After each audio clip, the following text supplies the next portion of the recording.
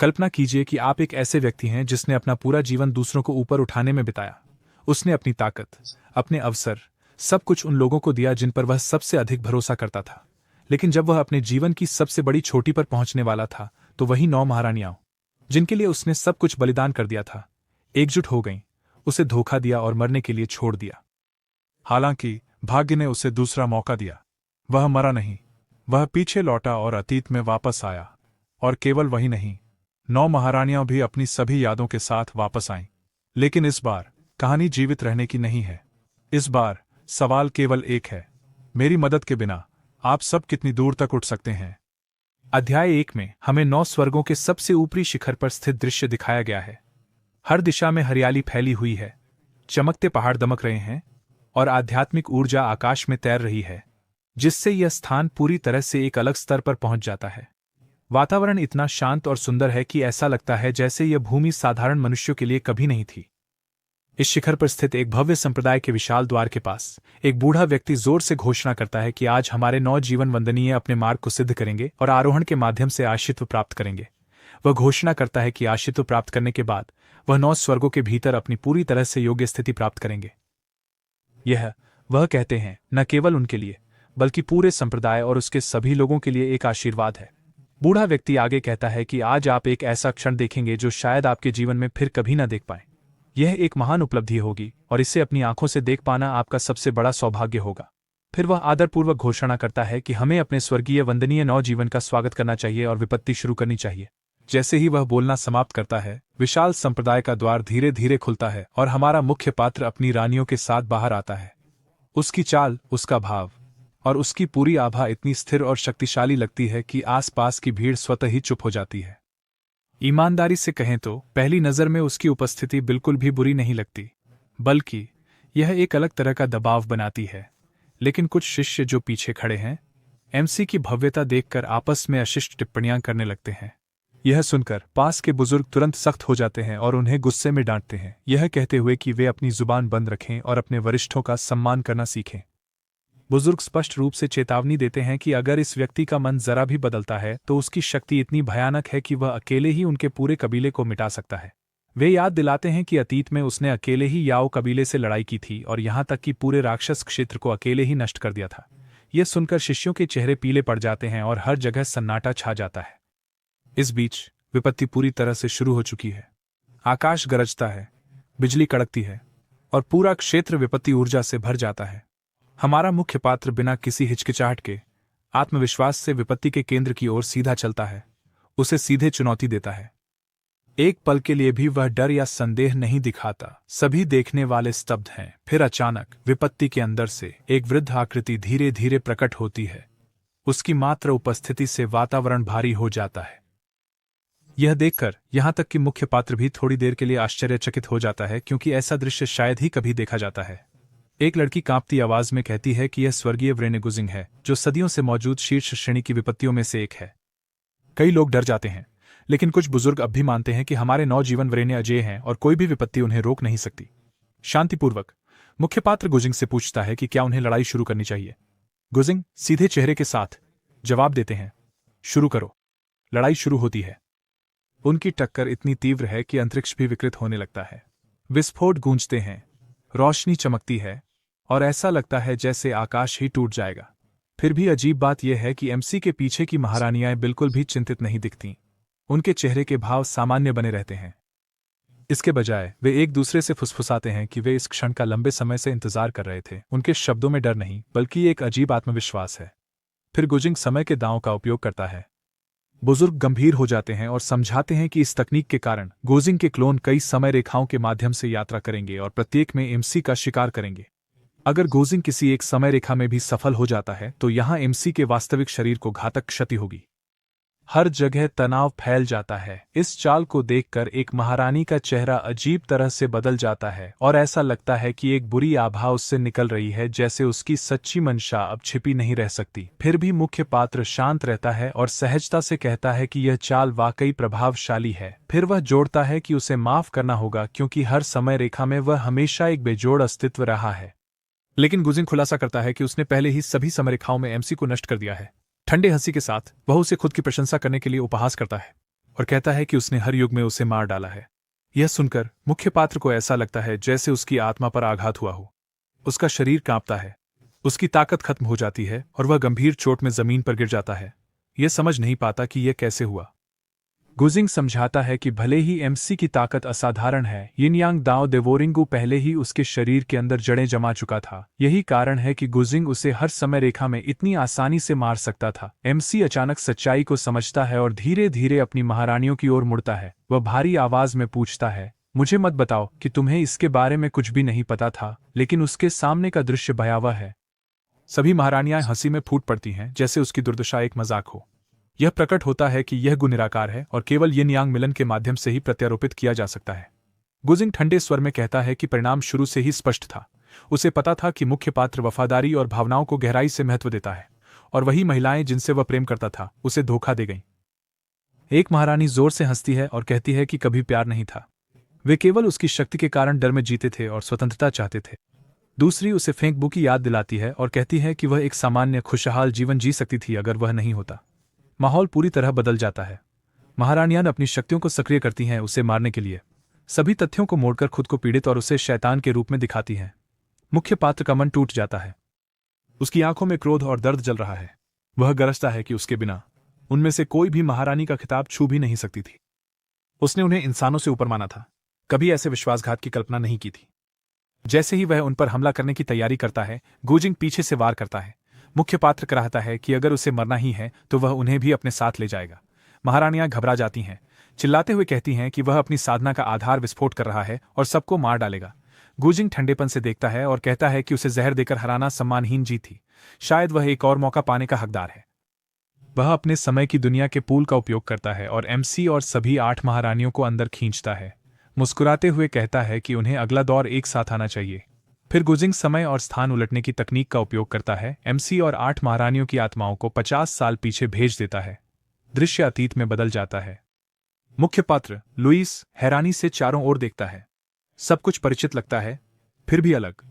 उसके सामने उसकी पहली महारानी चूलिंग खड़ी है, जो भविष्य में 9 स्वर्ग की तलवार कन्या बनेगी, लेकिन अब केवल एक विनम्र सेविका है। प्रतिगमन से उसका सिर घूम जाता है। मुख्य पात्र को देखकर वह डर के मारे चिल्लाती है, उसे शैतान मास्टर कहती है और सोचती है कि क्या वह अतीत में लौट आई है। लुइस हल्के से मुस्कुराता है, यह समझते हुए कि वह भी यादों के साथ लौटी है। वह अपने दिल में गुजिंग को दूसरा मौका देने के लिए धन्यवाद देता है। फिर वह शांति से अपने मोजे उतारता है। तलवार की देवी भ्रमित है। लुइस अपने पैर आगे बढ़ाते हैं और अनायास कहते हैं, मेरे पैर धो। वह स्तब्ध है, फिर भी चुपचाप उन्हें धोने लगती है। उसके हाथ कांप रहे हैं। लुइस सोचता है कि वह उसे अभी मार सकता है, लेकिन मौत सबसे क्रूर सजा नहीं है। वह उसे जीवित रहने देगा ताकि वह उसके बिना जीवन की पूर्ण दुखद स्थिति का अनुभव कर सके। वह उसे शांतिपूर्वक बताता है कि यह सब एक सपना नहीं था, वे वास्तव में अतीत में लौट आए हैं। वह चौंक जाती है और पूछती है, हम सब? लुइस उसे बीच में रोकते हुए कहता है कि सब कुछ असली है। गुजिंग की तकनीक ने उन्हें वापस लाया और उसे उस दिन उसके कहे हर शब्द याद है। उसकी अहंकार अब भी बना हुआ है और वह पूछती है, तो अब क्या? लुइस एक शैतानी चमक के साथ मुस्कुराता है और केवल एक शब्द कहता है, काफी। फिर वह घोषणा करता है, तुम आजादी चाहती थी, है ना? इस क्षण से तुम आजाद हो। लुइस खड़ा होता है और पास में रखी एक दराज खोलता है। अंदर से वह एक टोकन निकालता है और तलवार कन्या को दिखाते हुए कहता है, इसे ध्यान से देखो। यह क्या है? तलवार कन्या थोड़ी हिचकिचाहट के साथ जवाब देती है, यह मेरी जीवन पट्टिका है। अगले ही पल लुइस बिना किसी भाव के उस जीवन पट्टिका को वहीं जला देता है। एक छोटी सी आग की चमक के साथ पट्टिका राख में बदल जाती है। लुइस ठंडे स्वर में कहते हैं, देखा मैंने अनुबंध की पट्टिका जला दी है। अब से तुम पूरी तरह से स्वतंत्र हो। जब भी चाहो तुम अपने ट्रू स्वॉर्ड मैनर लौट सकती हो।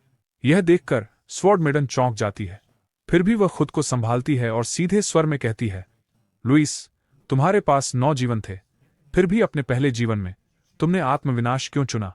लेकिन लुइस अब उसके साथ किसी भी तरह का संबंध नहीं रखना चाहता। उसका चेहरा कठोर हो जाता है। वह गुस्से में उसकी ओर मुड़ता है और कहता है, अपना काम करो और यहां से दफा हो जाओ। यह सुनकर तलवार कन्या भी बिना रुके जाने लगती है। जाते हुए वह ठंडे स्वर में कहती है, ठीक है, अब जब यौवैसन्यु और पुनर्जन्म शाह, मैं कसम खाता हूं कि इस बार मैं तुम्हें एक सचमुच दुखद अंत दूंगा। जब वह चलती है वह अपने आप से सोचती है, लुइस, मेरे पास एक जन्मजात तलवार शरीर है। अगर यह सब तुम्हारी वजह से नहीं हुआ होता तो मेरा जीवन कहीं अधिक शानदार होता। बाहर कदम रखते हुए वह भावुक स्वर में कहती है, पिता, माता, भाई, आपकी बेटी आखिरकार वापस आ रही है। पीछे से लुइस उसे छू हवेली की ओर भावुक कदमों से चलते हुए देखता है। उसी दुष्ट मुस्कान फिर से उसके चेहरे पर उभरती है और वह धीरे से बड़बड़ाता है, एक पिता, एक बेशर्म माँ, एक बेकार भाई और यह गरीब लड़की। वह आगे सोचता है, एक बार जब तुम लौटोगे तो तुम समझोगे कि असली शैतान की गुफा क्या होती है। इस जीवन में मैं उन्हें बिल्कुल भी दया नहीं दिखाने वाला हूं। उन 8 महिलाओं की जंजीरें अब मुझे नहीं बांधेंगी। चाहे कुछ भी हो जाए, मैं निश्चित रूप से एक और ऊंचे क्षेत्र में पहुंचूंगा। जैसे ही मुख्य पात्र कमरे का दरवाजा बंद करने वाला होता है, अचानक एक जोरदार धमाके के साथ दरवाजा टूट जाता है। एक लंबी टांग सीधे अंदर आती है और उस पर हमला करती है। जैसे ही लुइस यह देखता है, उसके मन में केवल एक नाम गूंजता है, फेरी रेड सिल्क। लेकिन अगले ही पल वह खुद को सुधारता है। नहीं, इस जीवन में उसका नाम अभी भी युहेंगलिंग है। फिर हम स्पष्ट रूप से देखते हैं कि दरवाजा तोड़कर अंदर आने वाली लड़की कोई और नहीं बल्कि वही है। गुस्से से भरी हुई युहेंगलिंग एमसी के सामने खड़ी होती है और उसका नाम चिल्लाती है। बिना एक सेकंड भी सोचे वह उस पर हमला करती है और चिल्लाती है, आज मैं तुम्हें जरूर मार दूंगी। लेकिन लुइस की ताकत उसके स्तर से कहीं अधिक है। बिना किसी तकनीक का उपयोग किए वह एक हाथ से उसकी गर्दन पकड़ता है, उसे हवा में उठाता है और उसे उसकी ही टांग से उल्टा लटका देता है। युहेंगलिंग समझ भी नहीं पाती कि सब कुछ इतनी जल्दी कैसे हो गया। लुइस धीरे धीरे उसके पास आता है और घातक स्वर में कहता है, तुम अब भी मुझ पर वार करने की हिम्मत करती हो? वह उसे इतनी कसकर पकड़ता है कि युहेंगलिंग अपने हाथ या पैर भी नहीं हिला पाती। डरी हुई हकलाती आवाज में वह कहती है, तुम क्या कर रहे हो? लेकिन लुइस का उसे ज्यादा कुछ करने का इरादा नहीं है। वह पहले से ही जानता है कि इस लड़की का आगे का भाग्य भी खास नहीं होने वाला है। वह ठंडे स्वर में कहता है, आज तुम अपने हाथों से मेरा दरवाजा ठीक करोगी, और अगर तुम ऐसा करने में असफल होती हो तो मैं तुम्हारी गर्दन मरोड़कर यहीं तुम्हारी जान ले लूंगा। युहेंगलिंग पूरी तरह से बंधी होने के बावजूद कांपती आवाज में कहती है, मैं मना करती हूं। अगर यह सब तुम्हारी वजह से नहीं हुआ होता तो मैं अभी फेंक लोक्सू के साथ होती। यह सुनकर लुइस हल्के से हंसता है और जवाब देता है, तो इस जीवन में भी अगर तुम उसे पाना चाहती हो तो तुम्हें अपनी पूरी कोशिश करनी होगी, है ना? यह सुनते ही युहेंगलिंग का चेहरा सख्त हो जाता है। डर उसके पूरे शरीर में फैल जाता है और वह कांपते हुए कहती है, मैं इसे ठीक कर दूंगी। मैं दरवाजा ठीक कर दूंगी। कृपया मुझे जाने दो।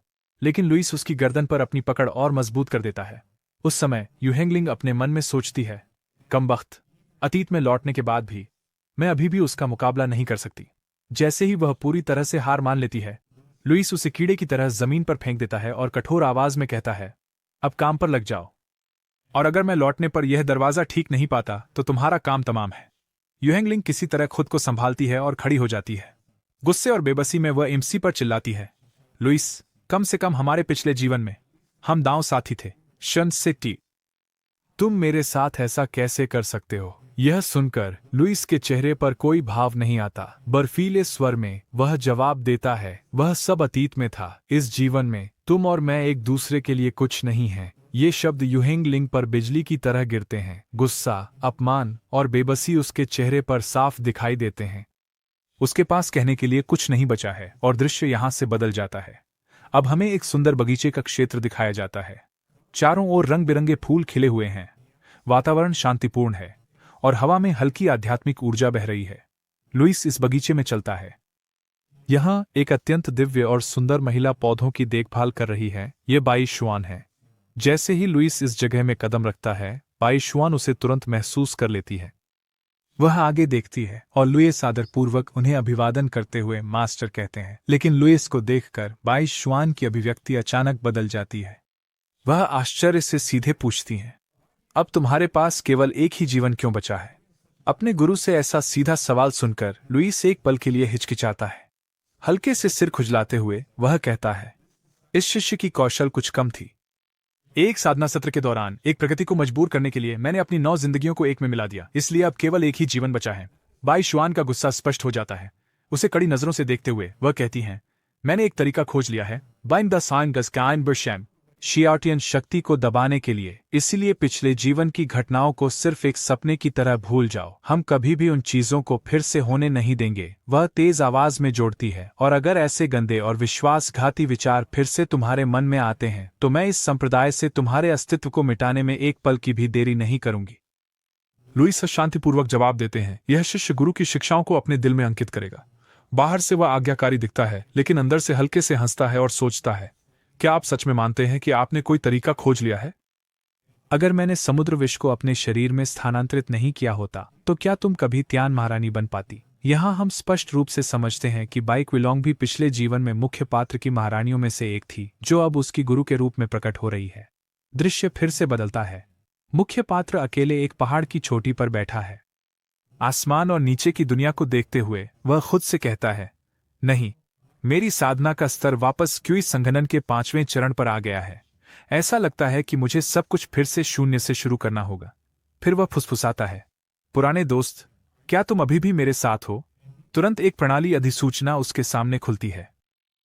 3 विकल्प दिखाई देते हैं, साधना, अनुमान, प्रबोधन। एक रोबोटिक आवाज गूंजती है, मैं यहां हूं, होस्ट, आपको क्या चाहिए? यह आवाज सुनकर लुईस को एक अजीब सा सुकून महसूस होता है। हल्के से मुस्कुराते हुए वह कहता है, शुक्र है तुम भी मेरे साथ आए, लेकिन रुको, क्या अब तुम्हें काम करने के लिए ऊर्जा की जरूरत नहीं है? एक हल्की डिंग ध्वनि के साथ आवाज जवाब देती है, मैं अब स्वयं स्वर्गीय दांव बन गया हूं। मुझे ऊर्जा की आवश्यकता क्यों होगी? लुईस सिर हिलाते हुए कहते हैं, सही है, लेकिन स्वर्गीय दांव के रूप में क्या आप कुछ ज्यादा ही निर्दयी नहीं हो गए हैं? वह शिकायत करते हैं, क्या सच में मेरे सिर पर सभी युगों की सबसे खतरनाक शीर्ष स्तर की विपत्ति डालना आवश्यक था? शांत निर्दयी आवाज जवाब देती है, बिल्कुल आवश्यक। आखिरकार आप मेरे मेजबान हैं। अंतिम चुनौती तैयार करना मेरा कर्तव्य है। लुईस का चेहरा गिर जाता है। वह सूखे स्वर में कहता है, बहुत धन्यवाद। फिर गहरी सांस लेते हुए कहता है, ठीक है, चलो साधना शुरू करते हैं। प्रणाली उसकी व्यंग्य को नजरअंदाज करते हुए सामान्य रूप से जवाब देती है, आपका स्वागत है। नवजीवन अमर स्वर्गीय शास्त्र की साधना शुरू कर रहा हूं। दृश्य तलवार कन्या की ओर बदल जाता है। छू तलवार हवेली के बाहर लंबी सीढ़ियां दिखाई देती हैं। थकी हुई तलवार कन्या उन्हें एक एक कदम चढ़ती है। हर सीढ़ी एक परीक्षा की तरह लगती है, फिर भी किसी तरह वह ऊपर तक पहुंच जाती है। हवेली के सामने खड़ी होकर वह हाँफते हुए कहती है, पिता, माता, मैं लौट आई हूं। उसकी आंखें नम हो जाती हैं, यह विश्वास करते हुए कि अब सब कुछ ठीक हो जाएगा, लेकिन गेट पर खड़ा गार्ड उसे देखकर चौंक जाता है। वह सोचता है, क्या यह सच में बड़ी मिस है? वह क्यों वापस आई हैं? वह उसका रास्ता रोकता है और कठोरता से चिल्लाता है, यह भिखारी कहां से आ गया? तुम्हारे जैसे कचरे की छू तलवार महल में कोई जगह नहीं है, दफा हो जाओ।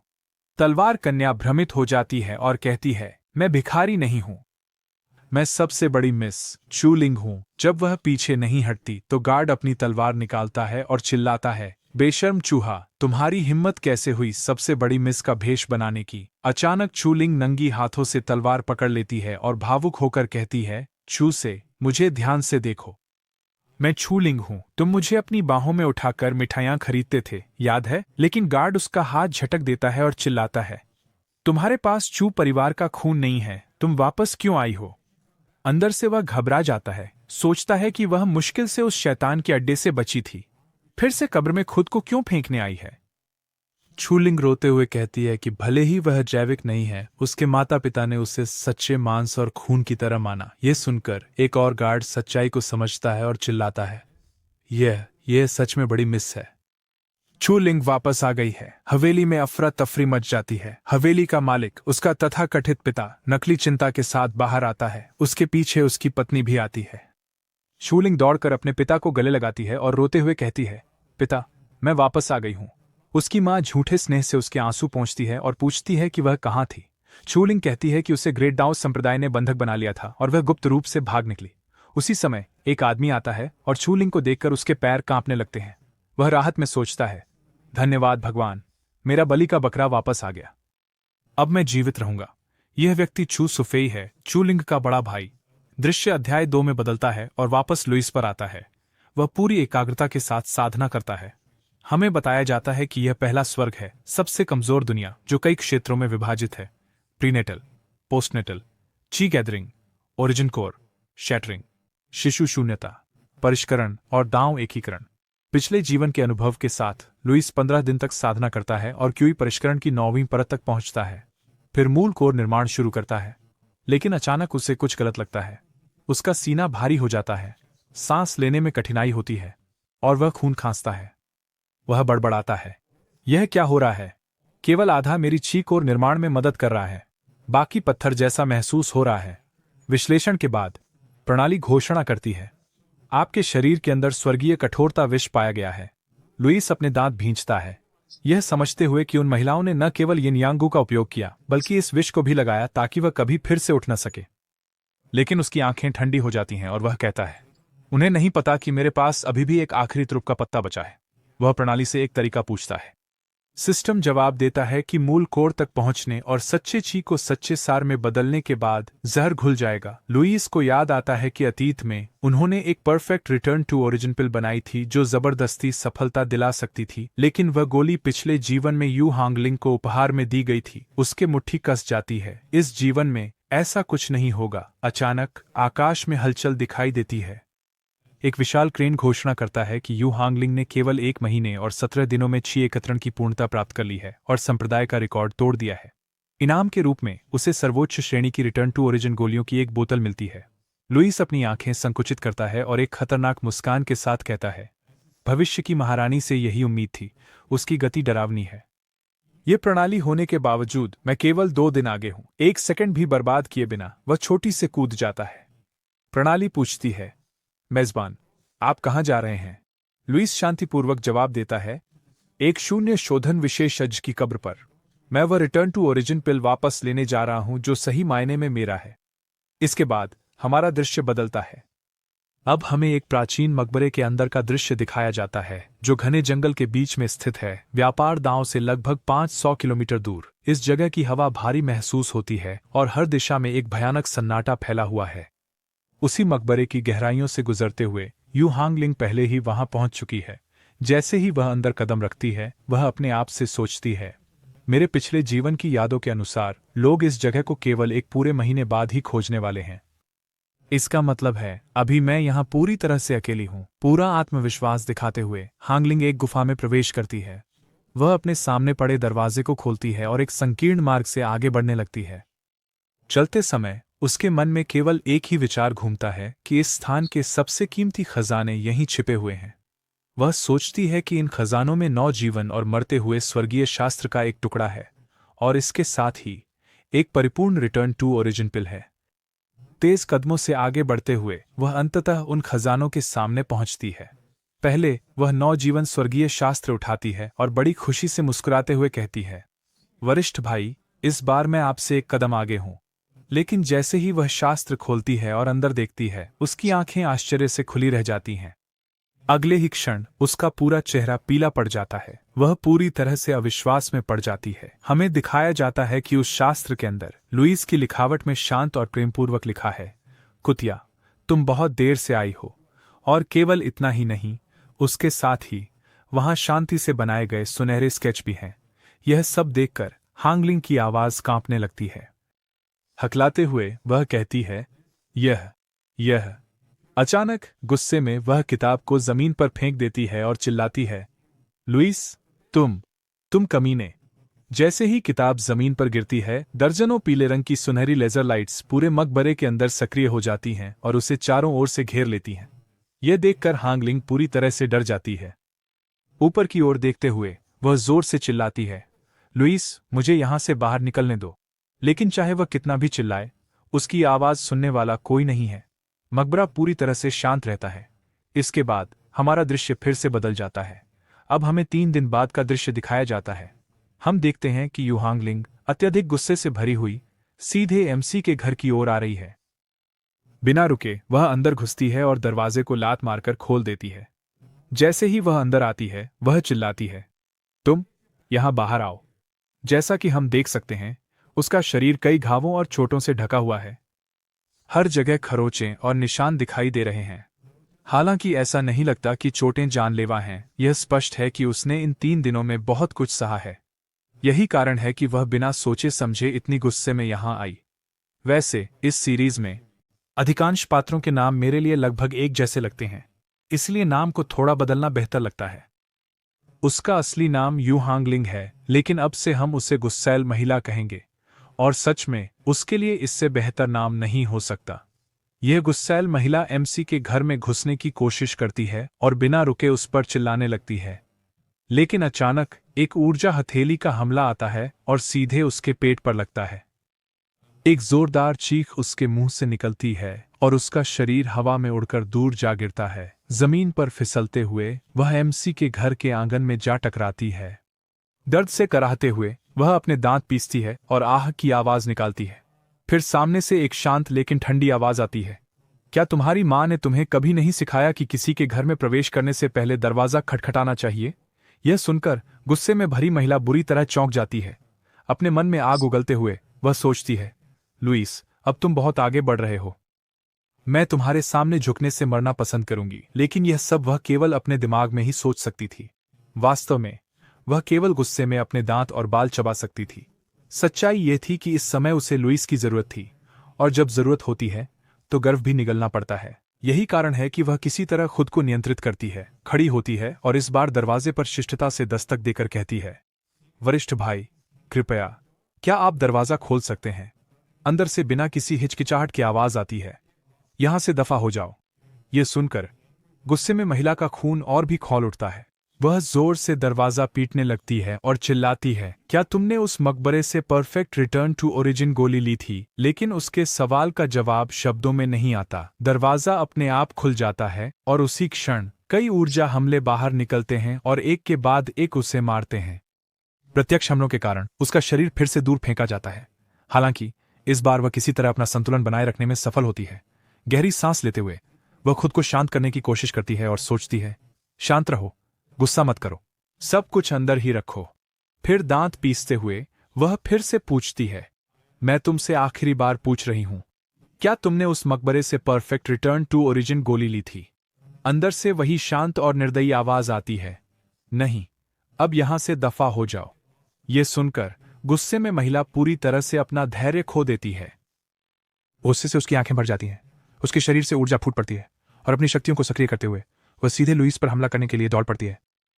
वह चिल्लाती है, तुम्हारे पास इसे लेने की हिम्मत है, लेकिन इसे स्वीकार करने की हिम्मत नहीं है। लुईस, अब मैं तुम्हारे साथ मरने तक लड़ूंगी। लेकिन तभी अचानक एमसी का मास्टर उसके सामने प्रकट होता है। वह अपनी आभा छोड़ती है और उसी क्षण हांगलिंग की सभी हरकतें जड़ हो जाती हैं। उसकी आवाज में गहराई और दबाव है जब वह कहती है, हांगलिंग, शांत हो जाओ। यह सुनकर हांगलिंग का सारा गुस्सा जैसे हवा में उड़ जाता है। उसका चेहरा बदल जाता है और कांपती आवाज में वह कहती है, मास्टर। अगले ही पल वह घुटनों के बल गिर जाती है और बच्चे की तरह कड़वाहट से रोने लगती है। वह चिल्लाती है, मास्टर, उसने मुझे मारा। सिसकते हुए वह सब कुछ बड़ा चढ़ाकर बताती है, जैसे सारी गलती दूसरी तरफ की हो। ये सब सुनने के बाद उसकी मास्टर धीरे धीरे एमसी की ओर मुड़ती है और सख्त आवाज में पूछती है, लुईस, तुमने अपनी जूनियर बहन पर हाथ क्यों उठाया? यहां एक बात स्पष्ट करनी है। पिछले एपिसोड में मैंने कहा था कि यह मास्टर शायद एमसी की पिछली जिंदगी में पत्नी रही हो, लेकिन अब तक की प्रतिक्रियाओं और व्यवहार को देखकर यह बिल्कुल भी स्पष्ट नहीं लगता। कहानी ने ऐसा कुछ भी पुष्टि नहीं की है और उसके हाव भाव भी ऐसे संबंध का संकेत नहीं देते। हाँ, ऐसा लगता है कि एक गुरु के रूप में वह जानती है कि मुख्य पात्र के पहले 9 जीवन थे और अब केवल एक बचा है। शायद इसलिए वह समझती है कि मुख्य पात्र अपने पिछले जीवन के सभी गुस्से के साथ अतीत में लौट आया है। बाकी सच्चाई हमें कहानी के आगे बढ़ने पर पता चलेगी। फिलहाल आइए कहानी जारी रखते हैं। जब उसके गुरु यह सवाल पूछते हैं, लुईस अपनी आंखें खोलता है और गुस्से में जवाब देता है। वह बिना दस्तक दिए अंदर आ गई। उसमें बिल्कुल भी तमीज नहीं है। लुईस की बात सुनकर उसकी गुरु ज्यादा बहस नहीं करती। वह शांति से हांगलिंग की ओर चलती है, उसे खड़ा करने में मदद करती है और कोमल आवाज में कहती हैं, लेकिन फिर भी आखिरकार वह तुम्हारी जूनियर बहन है। इस बात को यहीं समाप्त करें। फिर हांगलिंग की ओर देखते हुए वह पूछती है, वैसे तुम आज लुईस के पास क्यों आई थीं? यह सुनकर गुस्से में महिला सीधे एमसी की ओर इशारा करती है और जोर से कहती है, उसने परफेक्ट रिटर्न टू ओरिजिन पिल ले ली। उसे इसकी कोई जरूरत नहीं है, इसलिए मैं इसके बदले में उससे कुछ लेना चाहती थी। उसकी बात सुनकर लुईस की मास्टर एमसी की ओर मुड़ती है और नरम स्वर में कहता है, लुईस, तुम्हारी क्षमता असाधारण है, तुम्हें बिल्कुल भी परफेक्ट रिटर्न टू ओरिजिन पिल की आवश्यकता नहीं है। क्यों न तुम इसे अपनी जूनियर बहन को दे दो। अगर तुम्हें कुछ और चाहिए तो मैं तुम्हें प्रदान कर सकता हूं। इतनी शांत और तर्कसंगत समझाइश के बाद भी लुइस की अभिव्यक्ति बिल्कुल नहीं बदलती। उसी मुद्रा में बैठे हुए वह ठंडे स्वर में जवाब देता है, माफ करना, लेकिन मुझे भी यह परफेक्ट रिटर्न टू ओरिजिन पिल चाहिए। यह सुनकर हांगलिंग फिर से भड़क जाती है और चिल्लाती है, तुम क्या बकवास कर रहे हो लुइस? क्या तुम सच में सोचते हो कि इस पिल के बिना मैं अपना ओरिजिन कोर नहीं बना सकती? उसकी लगातार चिल्लाने के कारण लुइस की एकाग्रता टूट जाती है। वह धीरे धीरे नीचे उतरता है, अपनी आस्तीन के अंदर हाथ डालता है और वही रिटर्न टू ओरिजिन गोली निकालता है। फिर वह गहरी सांस छोड़ता है। यह देखकर उसकी गुरु का चेहरा खिल उठता है और वह खुशी से कहती है, यह हुई न बात। अच्छा लड़का। वह उसे और प्रशंसा करने ही वाली होती है कि अचानक माहौल फिर से बदल जाता है। उसी क्षण मुख्य पात्र हल्की मुस्कान देता है। एक हेह की आवाज के साथ वह गोली को सीधे अपने मुंह में डालता है और उसे चबाकर निगल जाता है। यह देखकर उसकी गुरु बुरी तरह से चौंक जाती है। उसकी आंखें चौड़ी हो जाती हैं और वह सख्ती से कहती है, लुइस, तुमने यह क्यों किया? तुम्हारी मास्टर बहुत निराश हैं। इससे पहले कि वह कुछ और कह सके, वहां खड़ी गुस्से में महिला गुस्से में फट पड़ती है। दांत पीसते हुए वह मुड़कर चिल्लाती है और जाते हुए कहती है, लुइस, बस इंतजार करो, मैं अपना सीक्रेट कोर संकुचित करूंगी और इस अपमान का पूरा बदला लूंगी। उसकी खुली दुश्मनी देखकर मास्टर का चेहरा और भी गंभीर हो जाता है। गहरी सांस लेते हुए वह कहती है, मुझे पता है कि तुम्हारे अंदर अभी भी बहुत गुस्सा है, लेकिन क्या इतना ज्यादा करना वाकई जरूरी था? इस निराशाजनक भाव के साथ दृश्य बदल जाता है। अब हमें तलवार महल का दृश्य दिखाया जाता है। यहाँ तलवार कन्या आराम से बैठी है जबकि कोई उसे चम्मच से खिला रहा है। उसकी माँ मीठी और प्यार भरी आवाज में कहती हैं, तुम्हारी माँ ने यह पन्ना चावल का खिचड़ी अपने हाथों से सिर्फ तुम्हारे लिए बनाई है। इसे छको और बताओ कि यह अच्छी है या नहीं। जैसे ही तलवार कन्या इसे खाती है, उसका चेहरा खिल उठता है। खुशी और भावुकता के साथ वह कहती है, धन्यवाद माँ, इस पूरे संसार में केवल आप ही मुझे सबसे अच्छा मानती हैं। मैं इस जीवन में कभी भी आपके और पिताजी के पास से दूर नहीं जाना चाहती। यह सुनकर उसकी माँ हल्के से मुस्कुराती हैं और मजाक में पूछती हैं, सच में तुम्हारे जन्म देने वाले माता पिता से भी ज्यादा? तलवार कन्या मुस्कुराते हुए जवाब देती है, उन्होंने मुझे जन्म देने के तुरंत बाद ही गायब हो गए। वे आपकी देखभाल से कैसे तुलना कर सकते हैं? यह सुनकर उसकी माँ धीरे से हंसती है और कहती है, ठीक है, बस अब बहुत हुआ, अब जल्दी से थोड़ा आराम कर लो। तलवार कन्या धीरे से जवाब देती है, लेकिन उसकी माँ अपने दिल में एक अजीब तरीके से हंस रही है, एक बहुत ही राहत भरी और अजीब हंसी। वह सोचती है, हम बच गए, हम आखिरकार बच गए, अब हमारा पूरा परिवार सुरक्षित है। दूसरी ओर तलवार की साधिका अचानक बहुत नींद महसूस करने लगती है। उसकी आंखें भारी हो जाती हैं और हिचकिचाते हुए आवाज में वह पूछती है, माँ, मुझे अचानक इतनी नींद क्यों आ रही है? फिर उसकी माँ धीरे से उसी मीठी लेकिन ठंडी आवाज में कहती है, अगर नींद आ रही है तो थोड़ी सो जाओ। जैसे ही वह यह कहती है, तलवार कन्या अपने शरीर पर नियंत्रण खो देती है। नींद से बोझिल होकर वह खुद को संभाल भी नहीं पाती और बिस्तर पर गिर जाती है। दर्द में अपना सिर पकड़ते हुए वह सोचती है, आज सब कुछ इतना अजीब लग रहा है। मुझे इतनी गहरी नींद क्यों आ रही है?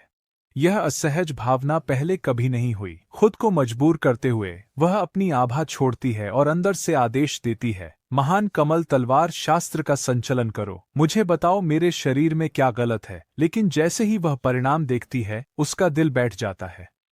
वह सदमे में कांप उठती है। क्या मुझे जहर दिया गया है? यह कैसे संभव है? क्या यह पन्ना चावल की खिचड़ी की वजह से हो सकता है? तभी दरवाजे पर दस्तक होती है।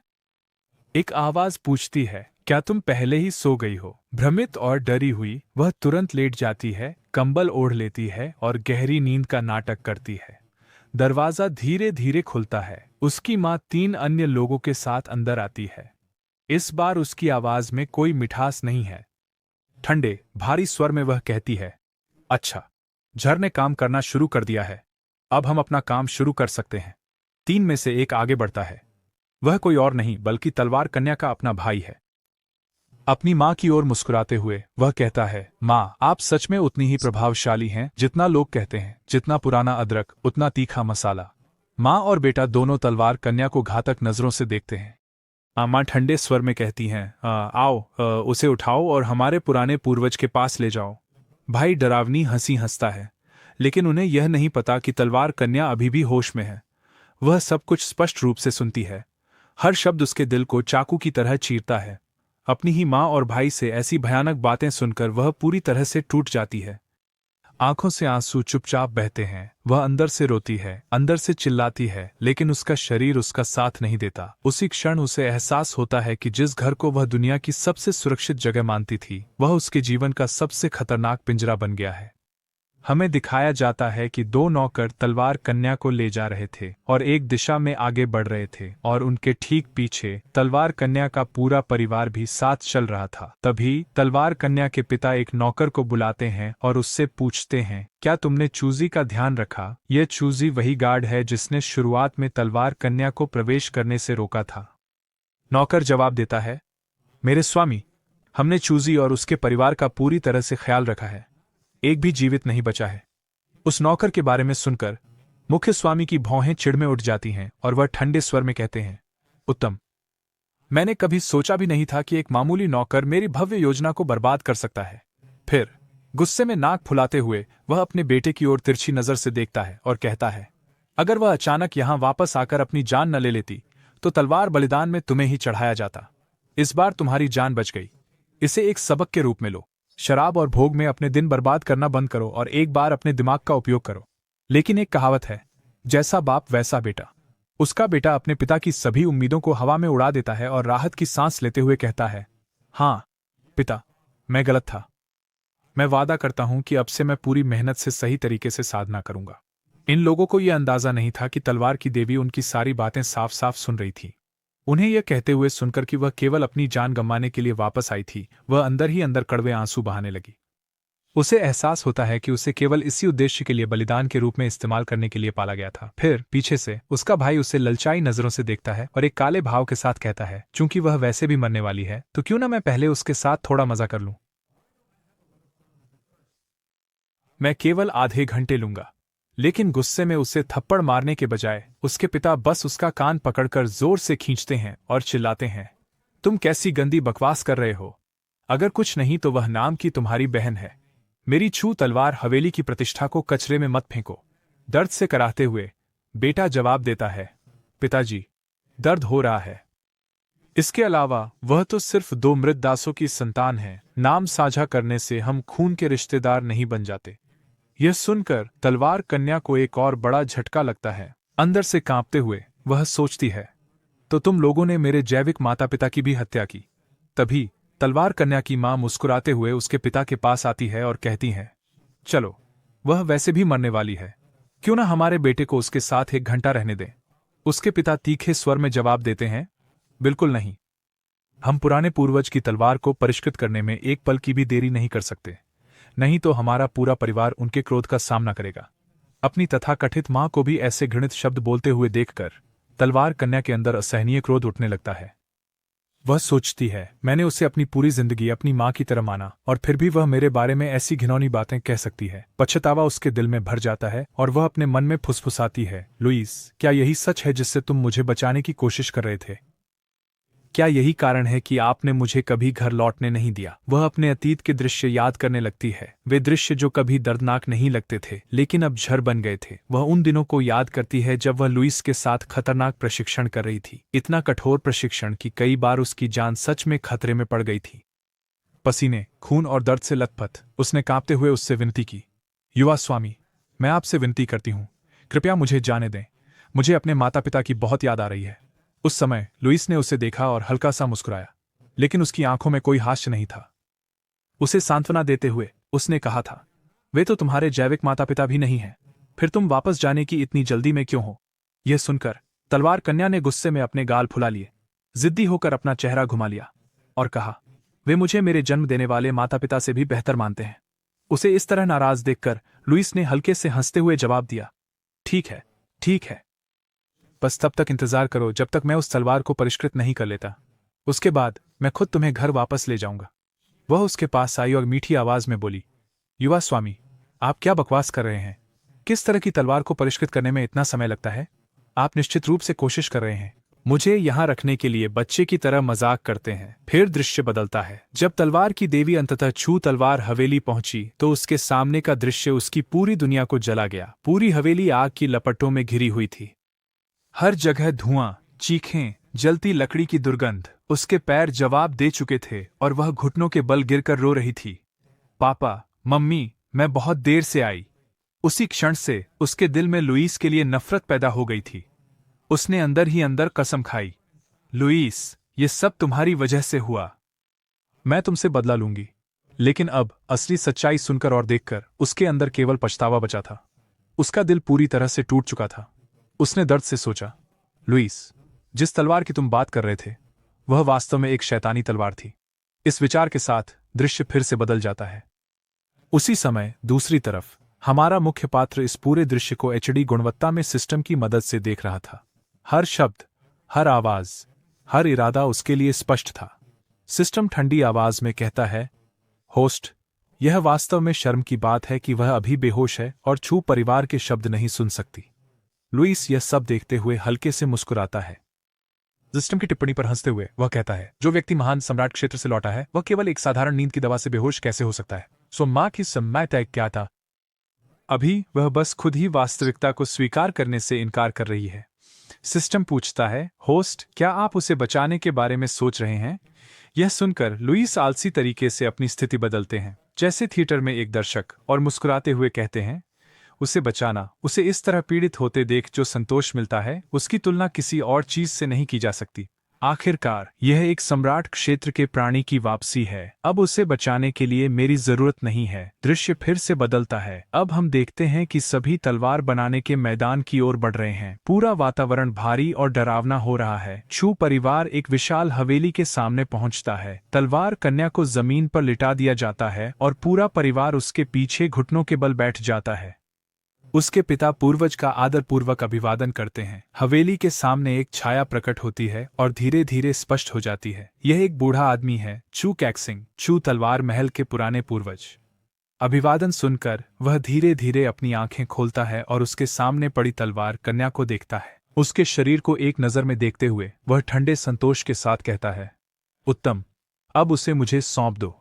वह खड़ा होता है और आदेश देता है, चूटियन और शेफ, तुम दोनों यहां रहो और इस दानवी तलवार समारोह की समाप्ति का गवाह बनो। यह सुनकर पिता और भाई झुककर पूर्वज का धन्यवाद करते हैं। तो पुराना पूर्वज आगे बढ़ता है और एक विशाल कड़ाही के नीचे आग जलाता है। कड़ाही के अंदर एक तलवार हवा में तैर रही है। पहली नजर में कोई नहीं बता सकता था कि यह दानवी है, लेकिन जैसे ही कोई इसकी आभा महसूस करता है, यह स्पष्ट हो जाता है कि यह एक भयानक और पूरी तरह से दानवी अस्तित्व है। तलवार को लालच भरी नजरों से देखते हुए बूढ़ा पूर्वज हंसता है। इस दानवी तलवार ने मेरे जीवन का 30 से अधिक वर्षों का रक्तपान किया है। अब केवल अंतिम चरण शेष है। तलवार कन्या के पिता उन्हें बधाई देते हैं। एक बार जब आप इस तलवार को परिष्कृत कर लेंगे तो आप सीधे शैटरिंग इन्फेंट रियल्म में प्रवेश करेंगे। पुराने पूर्वज अपना हाथ उठाते हैं और कहते हैं, आइए शुरू करें। काले अग्नि तलवारें हवा में बनती हैं और दानवी तलवार की ओर बढ़ती हैं। अनुष्ठान शुरू होता है। दुष्ट तलवार प्रतिक्रिया करती है, पूरा क्षेत्र कांप उठता है और पूर्वज अजीब मंत्रों का जाप करते हैं। फिर वह ठंडे स्वर में आदेश देते हैं, इस तलवार के लिए बलिदान करो। उसी क्षण तलवार कन्या का पिता उसे अपनी बाहों में उठाकर आगे बढ़ता है और बिना भाव के कहता है, आज तुम हमारे छू कबीले के लिए तलवार बलिदान के रूप में सेवा करोगी। तुम्हें इतने वर्षों तक पालना व्यर्थ नहीं गया। उसकी आवाज में कोई पछतावा नहीं है, कोई हिचकिचाहट नहीं, केवल ठंडी उपयोगिता है। बिना एक सेकंड गंवाए वह तलवार कन्या को सीधे धधकते हुए कड़ाह में फेंक देता है। वह उग्र लपटों में गिर जाती है। गर्मी हवा को चीर देती है, फिर भी उसके मुंह से एक भी चीख नहीं निकलती। उसका भाई जीभ बाहर निकालकर घृणा से कहता है, क्या बर्बादी है, कितनी दुखद बर्बादी। लेकिन फिर कुछ ऐसा होता है जिसकी किसी ने कल्पना नहीं की थी। आग के कड़ाह में गिरने के बावजूद तलवार कन्या मुस्कुरा रही है। उसके चेहरे पर कोई दर्द नहीं है, केवल एक अजीब शांति और क्रूरता है। अचानक वह प्रतिक्रिया करती है, खून थूकती है और वह खून सीधे राक्षसी तलवार पर जा गिरता है।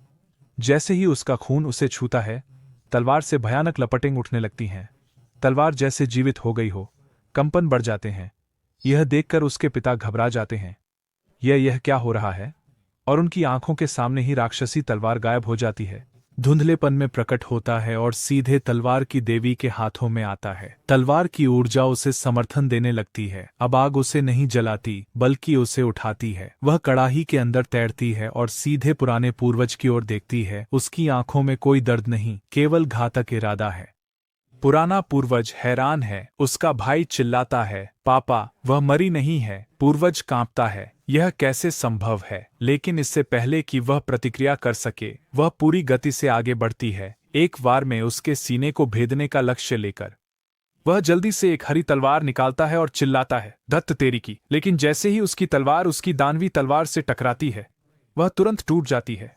उसका शरीर पीछे की ओर फेंका जाता है। वह चिल्लाता है, तुम इस तरह की दानवी तलवार का उपयोग नहीं कर सकते। इससे पहले कि वह अपनी बात पूरी कर सके, उसकी तलवार एक विषैले सांप की तरह चलती है और अगले ही क्षण उसका सिर उसके शरीर से अलग हो जाता है। खून हर जगह बरसता है। अपनी तलवार से खून झाड़ते हुए वह ठंडे स्वर में कहती है, दानवी तलवारें राक्षसों का वध करने के लिए बनाई जाती हैं। उसका गुस्सा चरम पर पहुंच चुका है। विश्वासघात, पछतावा और क्रोध ने उसके दिल को पूरी तरह जला दिया है। उसने 2 जन्मों तक अपने परिवार का इंतजार किया, हर सांस के साथ उन पर भरोसा किया, और यह उसका परिणाम था। अब केवल नफरत बची थी। अब तलवारधारी कन्या अपने ही पिता की ओर बढ़ने लगी। उसका पूरा शरीर क्रोध से जल रहा था। उसके कदम भारी थे, लेकिन उसकी मंशा बिल्कुल स्पष्ट थी। उसे अपनी ओर आते देख उसके पिता इतने भयभीत हो जाते हैं कि उनके पैर बेकाबू होकर कांपने लगते हैं। उनके चेहरे का रंग उड़ जाता है। वह तुरंत अपने घुटनों पर गिर जाते हैं। अपने कांपते हाथ आगे बढ़ाते हुए हकलाते हैं, तुम क्यों? क्या तुम सच में छूलिंग हो?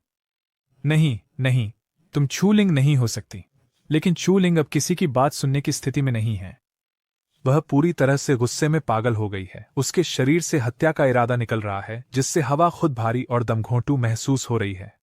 ठंडे भावहीन चेहरे के साथ वह उसके सामने रुकती है और धीमी लेकिन डरावनी आवाज में पूछती है, क्यों?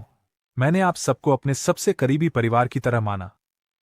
मैंने तुम पर आंखें बंद करके भरोसा किया, फिर तुमने मेरे साथ यह सब क्यों किया? उसके पिता में उसके सवाल का जवाब देने की हिम्मत भी नहीं है। डर के मारे कांपते हुए वह बड़बड़ाते हैं, छूलिंग, देखो अब तुम कितनी शक्तिशाली हो गई हो। हमें अब तुम्हें किसी तलवार के लिए बलिदान करने की जरूरत नहीं है। आओ, चलो घर चलते हैं। सब कुछ ठीक हो जाएगा। लेकिन छूलिंग ने पहले ही उसका असली चेहरा देख लिया है। वह एक हल्की हंसी हंसती है, एक हंसी जो दर्द और नफरत से भरी होती है। अपनी तलवार निकालते हुए वह ठंडे स्वर में कहती है, तुम्हारा गंदा मुंह मेरा नाम लेने के लायक भी नहीं है। बिना एक पल की झिझक के वह अपनी तलवार चलाती है। एक ही वार में उसके पिता का सिर हवा में उड़ जाता है। खून हर जगह फव्वारे की तरह छिटकता है। उस क्षण छूलिंग बिल्कुल एक राक्षस की तरह दिखती है, जो बिना दया के अपने रास्ते में आने वाली किसी भी चीज को काटने के लिए तैयार है। उसके बाद वह मुड़ती है। उसके सामने उसका तथाकथित भाई खड़ा है। जैसे ही उसकी आंखें छूलिंग से मिलती हैं, वह डर से कांप उठता है। वह पीछे हटता है। उसके होंठ कांप रहे हैं। उसे ठंडी आंखों से देखते हुए छूलिंग कहती है, अब तुम्हारी बारी, तुम जानवर। उसका भाई तुरंत बीच में ही बोल पड़ता है, घुटनों के बल गिरकर बार बार अपना सिर जमीन पर पटकता है। हाँ, मैं एक जानवर हूं। बस मुझे कुत्ते की तरह समझो और जाने दो। कृपया मुझे मत मारो। लेकिन पलक झपकते ही छूलिंग की तलवार फिर से चलती है। उसकी गर्दन तुरंत कट जाती है और उसका शरीर जमीन पर गिर जाता है। छूलिंग बिना किसी भावना के कहती है, तुम कुत्ते से भी बदतर हो। दूर खड़ी उसकी मां, जो अभी भी अपने पति और बेटे के भाग्य के बारे में नहीं जानती थी, यह दृश्य देखकर भ्रमित हो जाती है। वह केवल देख सकती है कि छूलिंग तलवार बनाने के मैदान से अकेले तलवार हाथ में लिए बाहर आ रही है। उसके कदम शांत हैं, चेहरा भावहीन है, लेकिन उसके पीछे मौत और खून की कहानी है। हैरान उसकी मां आगे बढ़ती है और भ्रमित होकर पूछती है, छूलिंग, तुम कैसे बाहर आई? और बाकी लोग, वे कहाँ हैं? छूलिंग बिना रुके चलती रहती है, अपनी मां की ओर देखे बिना। जब वह अपनी मां के पास से गुजरती है तो ठंडी आवाज में जवाब देती है, आप किसके बारे में बात कर रही हैं? उसकी मां और भी घबरा जाती है और जल्दी से कहती है, तुम्हारे पिता, तुम्हारा भाई, तुम्हारा परिवार। यह सुनकर छूलिंग अचानक रुक जाती है। वह धीरे धीरे पीछे मुड़ती है। अब उसकी आंखों में कोई गुस्सा नहीं है, केवल एक खाली ठंडी सर्दी है। अब मेरा कोई परिवार नहीं है, वह कहती है। अगले ही पल उसकी तलवार चमकती है। एक ही वार में उसकी मां का सिर उसके शरीर से अलग हो जाता है। खून हवा में बिखर जाता है, लेकिन इस बार छूलिंग के चेहरे पर नफरत या गुस्सा नहीं है। चेहरे पर केवल एक निर्जीव शांति। सपाट आवाज में वह कहती है, तुम क्यों नहीं जाकर उनके साथ शामिल हो जाते। एक बार भी पीछे मुड़े बिना वह आगे बढ़ती है और ठंडे स्वर में घोषणा करती है, चू परिवार का हर एक व्यक्ति मरने के लायक है। दृश्य बदलता है, पूरा चू परिवार का क्षेत्र दिखाया जाता है। एक तलवार जमीन में जोर से धंस जाती है। जैसे ही कैमरा ऊपर उठता है, हम देखते हैं कि चू लिंग ने पूरे कबीले के हर व्यक्ति को मार डाला है। बूढ़े, जवान, नौकर, गार्ड, कोई भी नहीं बचा। इतने लंबे नरसंहार के बाद चू लिंग पूरी तरह से थकी हुई है। उसका शरीर घायल है, कपड़े फटे हुए हैं, खून और धूल से लथपथ है। वह अपनी तलवार का सहारा लेकर जमीन पर घुटनों के बल बैठी है, भारी सांस ले रही है, हाथ कांप रहे हैं। ये सब हमारे एमसी द्वारा सिस्टम के माध्यम से लाइव देखा जा रहा है। दृश्य देखकर लुईस हल्के से सिर हिलाते हैं और कहते हैं, बुरा नहीं, उसने चू तलवार महल में एक भी आत्मा को जीवित नहीं छोड़ा। उसने मुर्गियों को भी नहीं बख्शा। आलस्य से हाथ फैलाते हुए वह जोड़ते हैं, ठीक है, अब इसे बंद कर दो। वह अपने बिस्तर पर आराम करने ही वाले होते हैं जब सिस्टम पूछता है, होस्ट, क्या आप देखना जारी नहीं रखेंगे? एक शैटरिंग इन्फेंट क्षेत्र का विशेषज्ञ उसे मारने आ रहा है। लुईस हल्के से मुस्कुराते हैं। इसमें देखने लायक क्या है? वह इस सब की हकदार है। दृश्य फिर से चू लिंग की ओर बदल जाता है। हवेली अब केवल खंडहर है, हर जगह लाशें और खून है।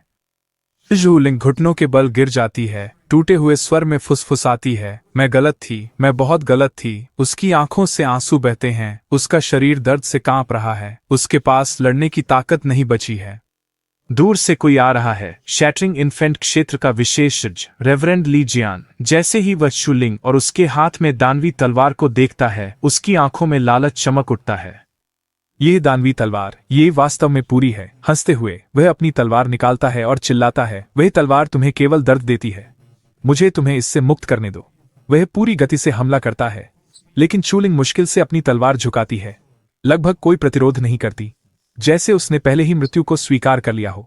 फिर भी ली जियान अचानक अपनी तलवार उसकी गर्दन के पास रोक देता है, यह देखकर कि उसने कोई प्रतिक्रिया नहीं दी है, न कोई डर, न कोई उम्मीद, कुछ भी नहीं।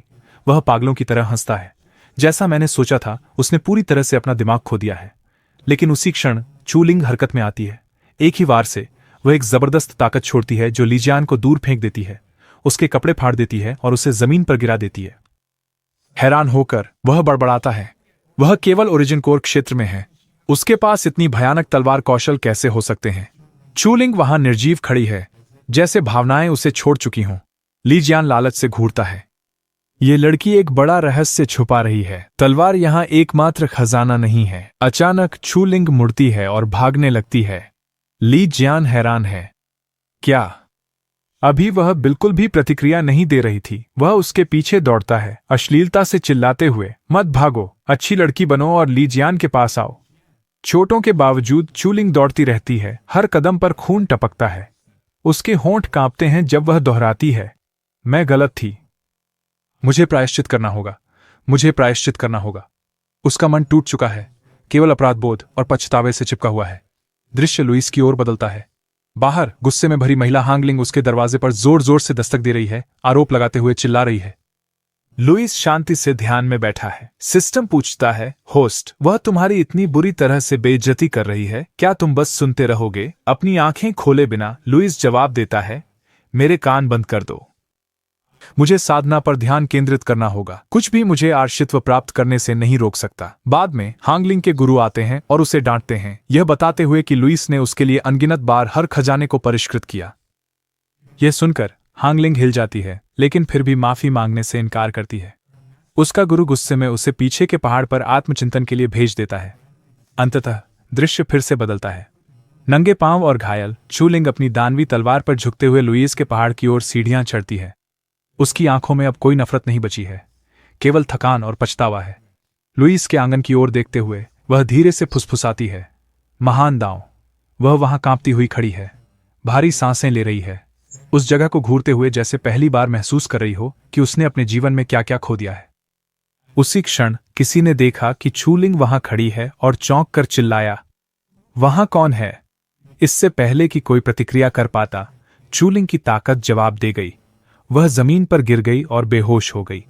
लेकिन बेहोश होने से पहले उसने कमजोर स्वर में बुदबुदाया, बिलांग पीक, लू लू यी, मैं हूं।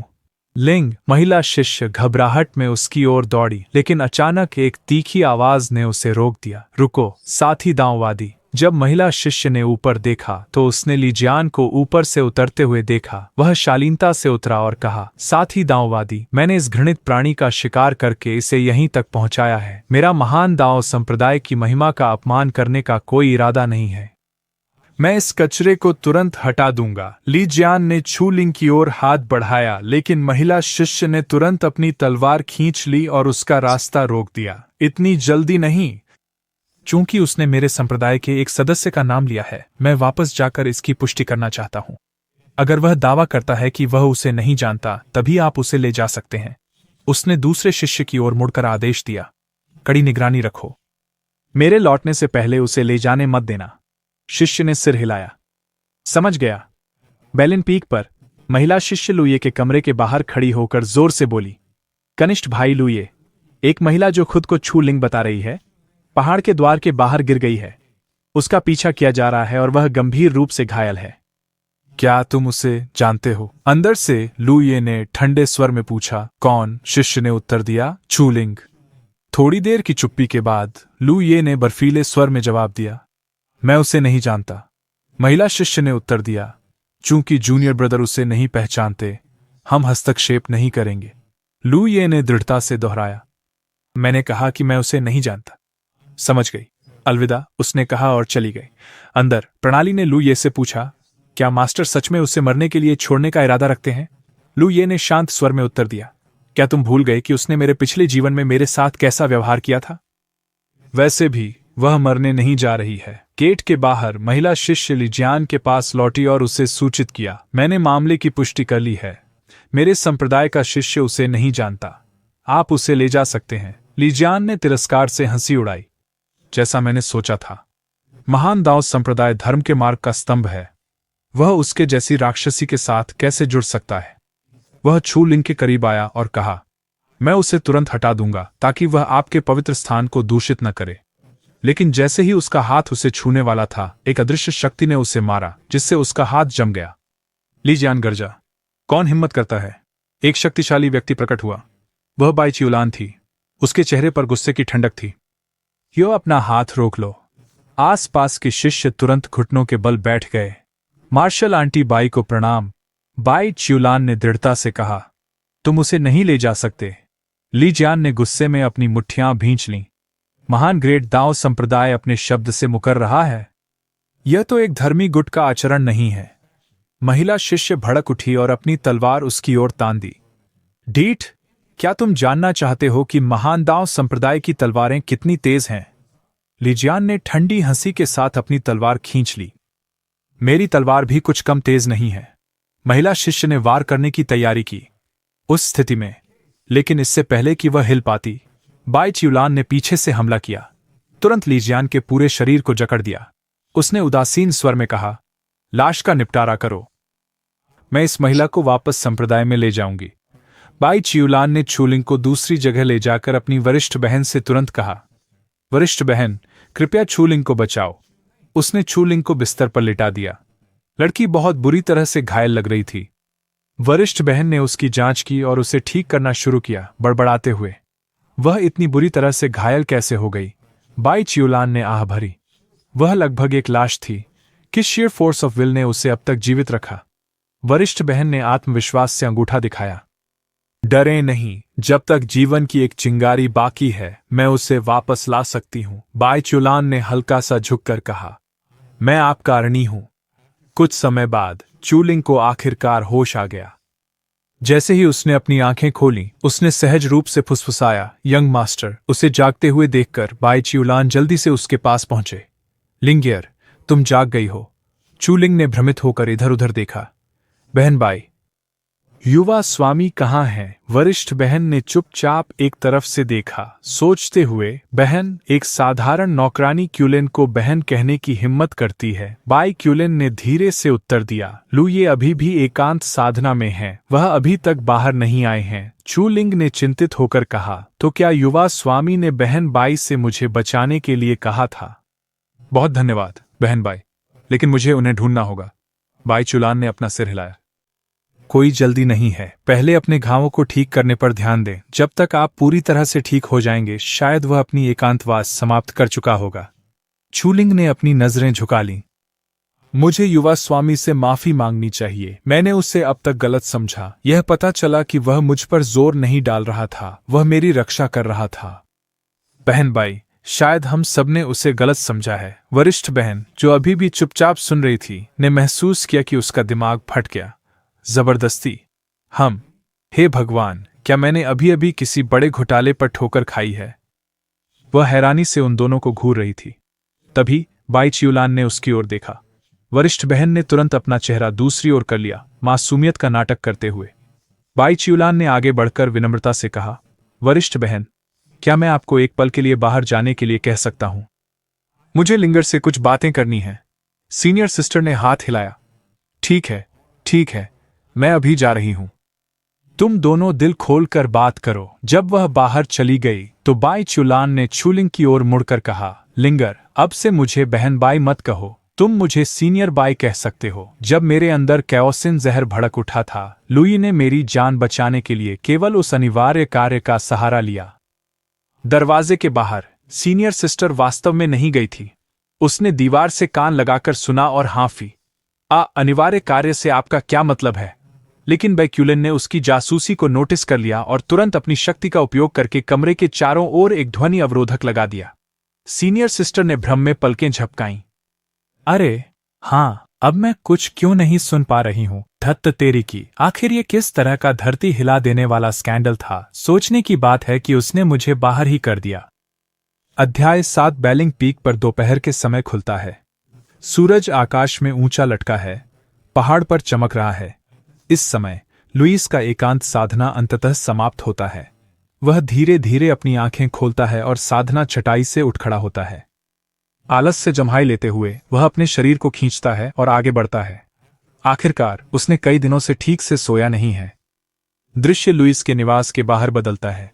एक युवा महिला वहां ठंडी जमीन पर घुटनों के बल बैठी है। वह छूलिंग है। वह अपने घुटनों पर सीधी बैठी है, बिना हिले। उसका चेहरा शांत लेकिन जिद्दी है।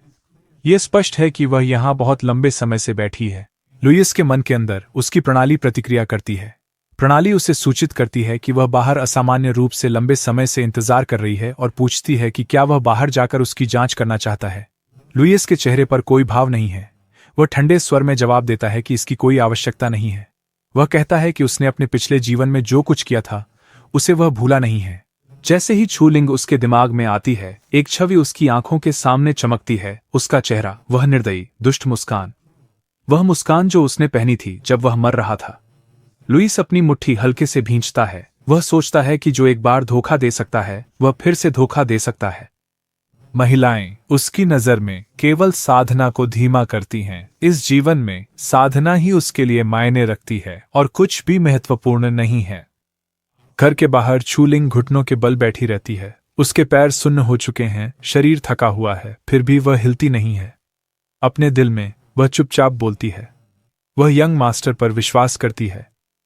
वह मानती है कि अगर वह सच्चे दिल से सहन करती है और इंतजार करती रहती है तो एक दिन वह उसे माफ कर देगा। उसका संकल्प नहीं डगमगाता। दृश्य बदलता है। अब हम क्रिम्सन क्लाउड पीक पर पहुंचते हैं। ग्रेट दाओ संप्रदाय के क्षेत्र में 9 मुख्य चोटियां और 72 छोटी चोटियां हैं। बेलिंग पीक और क्रिम्सन क्लाउड पीक दोनों उनमें शामिल हैं। क्रिम्सन क्लाउड पीक के शीर्ष पर एक युवा महिला गुस्से से भरी हुई अपनी छोटी प्रशिक्षण दिनचर्या का अभ्यास कर रही है। उसकी हरकतें सुरुचिपूर्ण, गरिमामय और अत्यंत सुंदर हैं। प्रत्येक गति पानी की तरह सहजता से बहती है। पहली नजर में ऐसा लगता है जैसे वह प्रशिक्षण नहीं बल्कि नृत्य कर रही हो। हर कदम और मोड़ के साथ, यहां तक कि आसपास की हवा भी उसके आंदोलनों का अनुसरण करती हुई प्रतीत होती है। उसके शरीर के चारों ओर धीरे धीरे घूमती है। इन आंदोलनों में वास्तव में मारक शक्ति है या नहीं, यह स्पष्ट नहीं है। वह सुंदर, भव्य, फिर भी खतरनाक दिखती है। वह अकेली नहीं है। एक बड़े पत्थर के पीछे से कोई उसे गुप्त रूप से देख रहा है। ऐसा लगता है कि उसने अनजाने में एक पीछा करने वाला बना लिया है। एक शर्मीला दिखने वाला युवा व्यक्ति। उसका नाम लिंग वुशियांग है।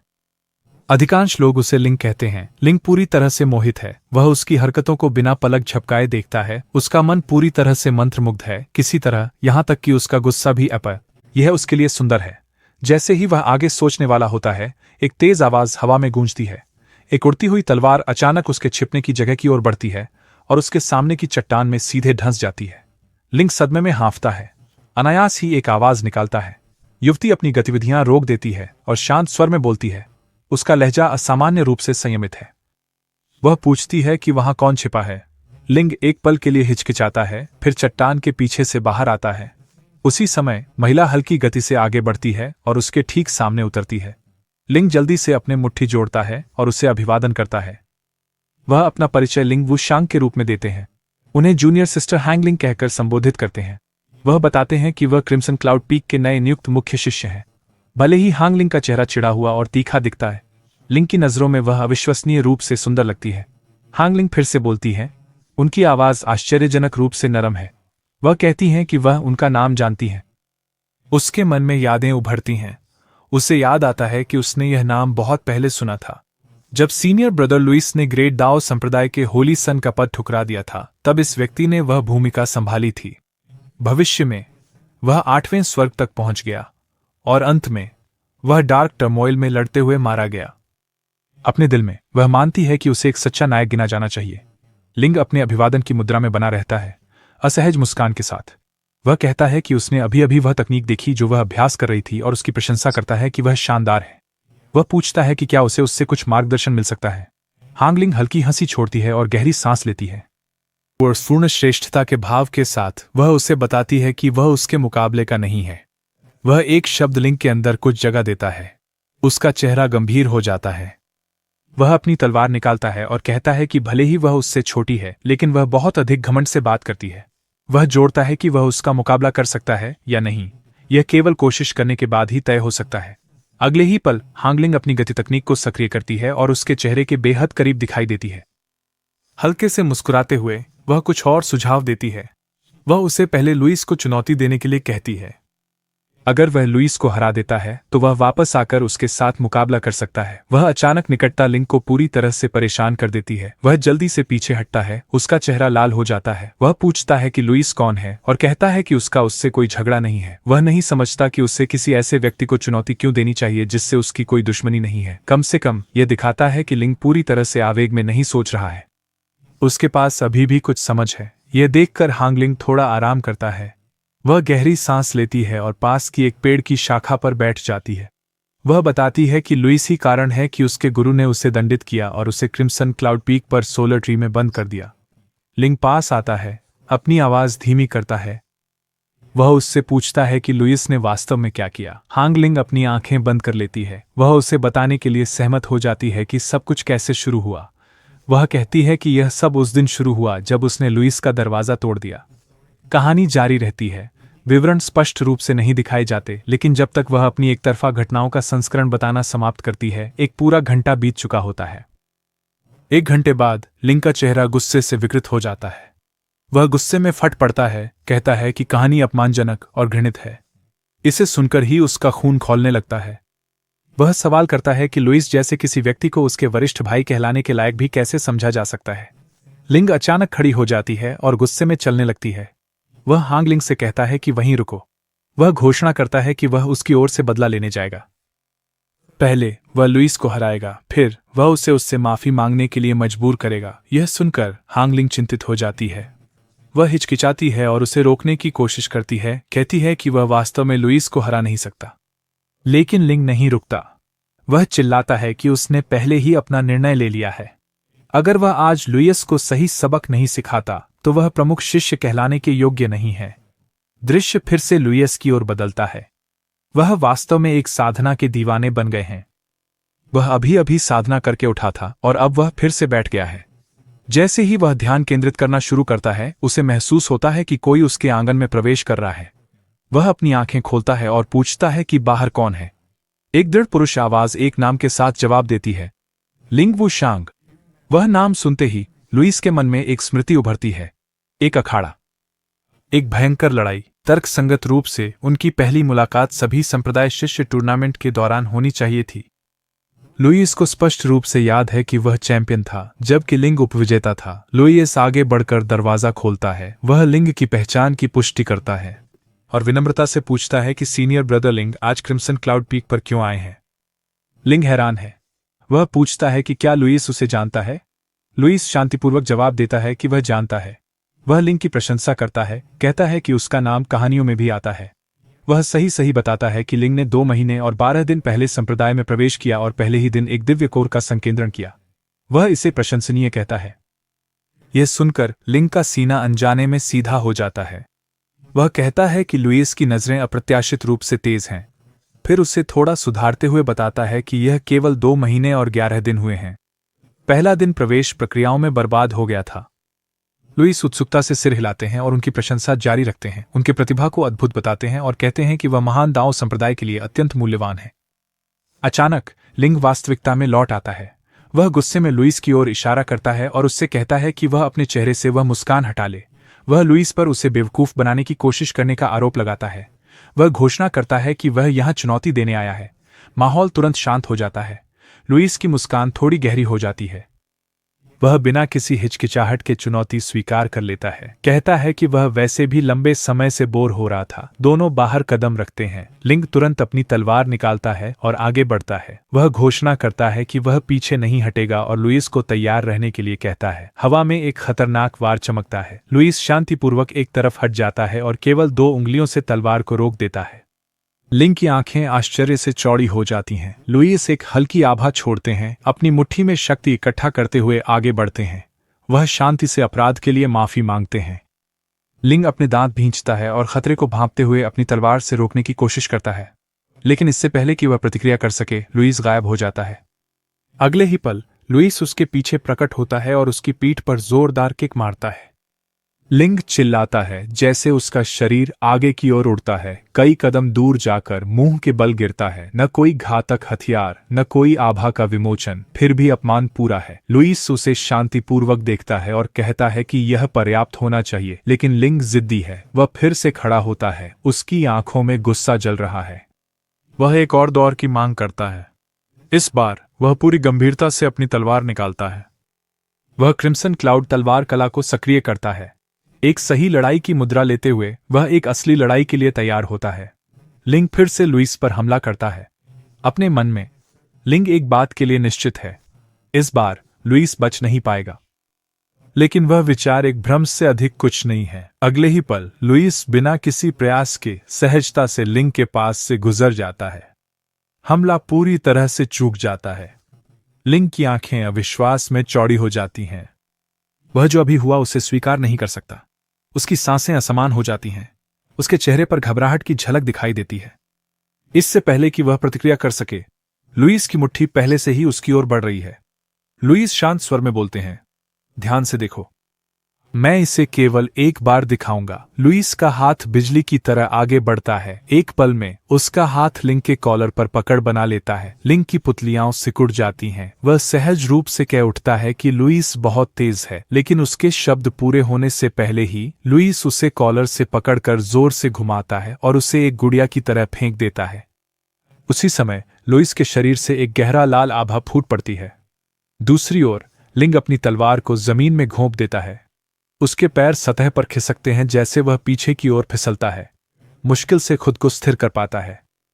फिर लुईस सीधा खड़ा होता है, शांत और प्रभावशाली, जैसे एक सच्चा सिग्मा पुरुष। वह लिंग की ओर देखता है और अनायास पूछता है कि वह कैसा था और क्या वह अभी भी जारी रखना चाहता है। लिंग अब स्पष्ट रूप से हिल गया है। पसीना उसके चेहरे से टपकता है। उसकी आवाज थोड़ी कांपती है जब वह स्वीकार करता है कि कौशल के मामले में वह कमजोर है, लेकिन उसकी समझने की क्षमता मजबूत है। लुईस थोड़ा सिर झुकाता है। ओ, सीनियर ब्रदर का क्या मतलब है? लिंग अचानक एक और हमला करता है। वह चिल्लाता है कि उसने पहले ही चिक्सिया तलवार कला के दूसरे रूप को समझ लिया है। उसकी तलवार आगे की ओर वार करती है। जमीन को चीरते हुए हमला भयानक गति से लुईस की ओर बढ़ता है। धरती पर दरारें फैल जाती हैं। धूल हर जगह उड़ने लगती है।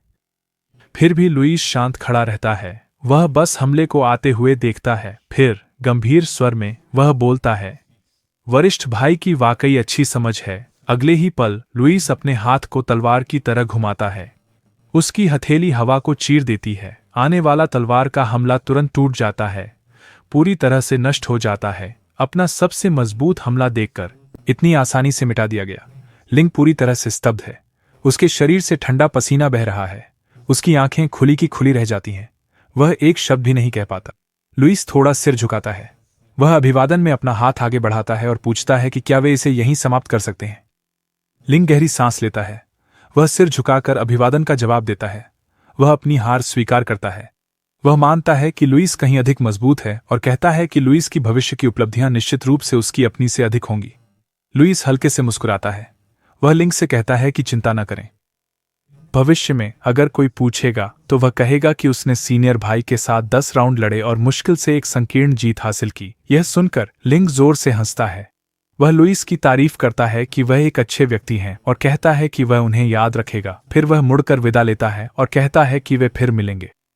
जैसे ही लिंग जा रहा होता है, छू लिंग अचानक जल्दी में दौड़कर आती है। वह लुईस से मिलने आई है। वह खुशी से पुकारती है, कहती है कि सीनियर भाई आखिरकार बाहर आ गए हैं। लिंग उसका चेहरा उसकी ओर मोड़ता है। उसके मन में एक विचार आता है, क्या बाइलिंग पीक पर सच में इतनी सुंदरियां हैं? हालांकि लुईस की छू लिंग से मिलने की कोई इच्छा नहीं है। बिना किसी झिझक के वह अपना दरवाजा बंद कर देता है। आवाज आंगन में गूंजती है। छू लिंग वहीं ठिठक जाती है। वह चुपचाप खड़ी रहती है, पूरी तरह से स्तब्ध। धीरे धीरे वह फिर से घुटनों के बल बैठ जाती है। उसका चेहरा उदासी से भरा हुआ है। वह धीरे से पूछती है कि वरिष्ठ भाई ने फिर से दरवाजा क्यों बंद कर दिया। लिंग उसके पास जाकर उससे बात करता है। वह उसे बताता है कि एक महिला की गरिमा अनमोल होती है। समुद्र में बहुत सारी मछलियां हैं। चूंकि लुईस उसे देखना नहीं चाहता तो वह एक ही पेड़ से क्यों चिपकी रहे। छू लिंग का पछतावा गहरा हो जाता है। उसकी आंखें लाल हो जाती हैं जब वह धीरे से विनती करती है, पूछती है कि क्या सीनियर भाई दरवाजा खोलकर एक बार लिंग को देख नहीं सकते। लिंग स्थिति को नजरअंदाज करने की कोशिश करता है। वह मुड़कर चला जाता है। गहरी सांस छोड़ते हुए वह सोचता है कि यह अफसोस की बात है। वह सुंदर है लेकिन दुर्भाग्यवश अंधी है। वह लिंग वुशांग इतना आकर्षक और सुंदर है, फिर भी वह वास्तव में उसे नजरअंदाज करती है। दृश्य फिर से क्रिम्सन क्लाउड पीक पर लौटता है। गुस्से में युवा महिला अभी भी अपनी तलवार का अभ्यास कर रही है। लिंग आता है। वह हांग लिंग से कहता है कि वह हार गया। यह सुनकर हांग लिंग उसे देखती है और हल्के से मुस्कुराती है। वह कहती है कि उसने पहले ही कहा था कि वह लुईस को हरा नहीं सकता। लिंग लकड़ी के एक टुकड़े पर बैठ जाता है।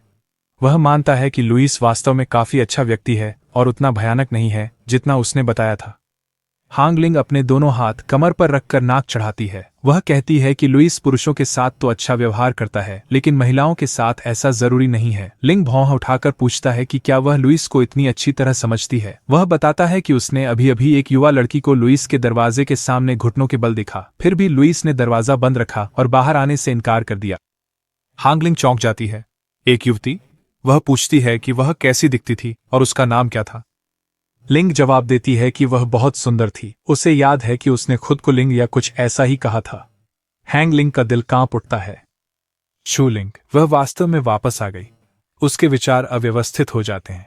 वह सोचती है कि इसे कैसे संभाला जाए। वह खुद से कहती है कि ईर्ष्या न करे। वह ईर्ष्या क्यों करेगी? यह तो हास्यास्पद होगा। वह लू यी के लिए कैसे ईर्ष्या कर सकती है? उसी समय लिंग का चेहरा गंभीर हो जाता है। एक भयानक एहसास उसे होता है। नहीं हो सकता। क्या वह भी लू यी की महिला है? फिर उसे जेड की कद्र न करने और खुशबू पर दया न करने के लिए दोष मत दो। लिंग अचानक खड़ा हो जाता है। वह हांग लिंग को चुनौती देता है। वह कहता है कि उसने पहले ही लू यी को चुनौती देने का अपना वादा पूरा कर लिया है, इसलिए अब उसे उसके साथ मुकाबला करना चाहिए। हांग लिंग हिचकिचाती है। वह बताती है कि उसने लू यी को हराया नहीं। लिंग को परवाह नहीं है। वह कहता है कि उसने उसके लिए लू यी को चुनौती देने गया था, इसलिए उसे जिम्मेदारी लेनी चाहिए। हैंग लिंग एक पल के लिए उसे घूरती है, फिर वह स्वीकार करती है। वह कहती है कि अब समय आ गया है कि वह अपने इस मूर्खतापूर्ण दिल से हार मान ले। उसके गुस्से से आंखें लाल हो जाती हैं। वह पहले आगे बढ़ती है। वह घोषणा करती है कि वह लू यी की तरह पीछे नहीं हटेगी। पहाड़ पर एक हिंसक विस्फोट होता है। झटके की लहरें चोटी पर फैल जाती हैं। लिंग बेताबी से उससे धीरे से करने के लिए कहता है, लेकिन हांग लिंग बिल्कुल नहीं सुनती। आधे घंटे बाद लिंग की हालत दयनीय है। उसका चेहरा सूझा हुआ है। उसके गालों पर चोट के निशान हैं। उसे इतनी बुरी तरह पीटा गया है कि वह मुश्किल से खड़ा हो पा रहा है। हांग लिंग उसे ठंडेपन से देखती है। वह उसे कहती है कि भविष्य में उसकी साधना में फिर से बाधा डालने न आए।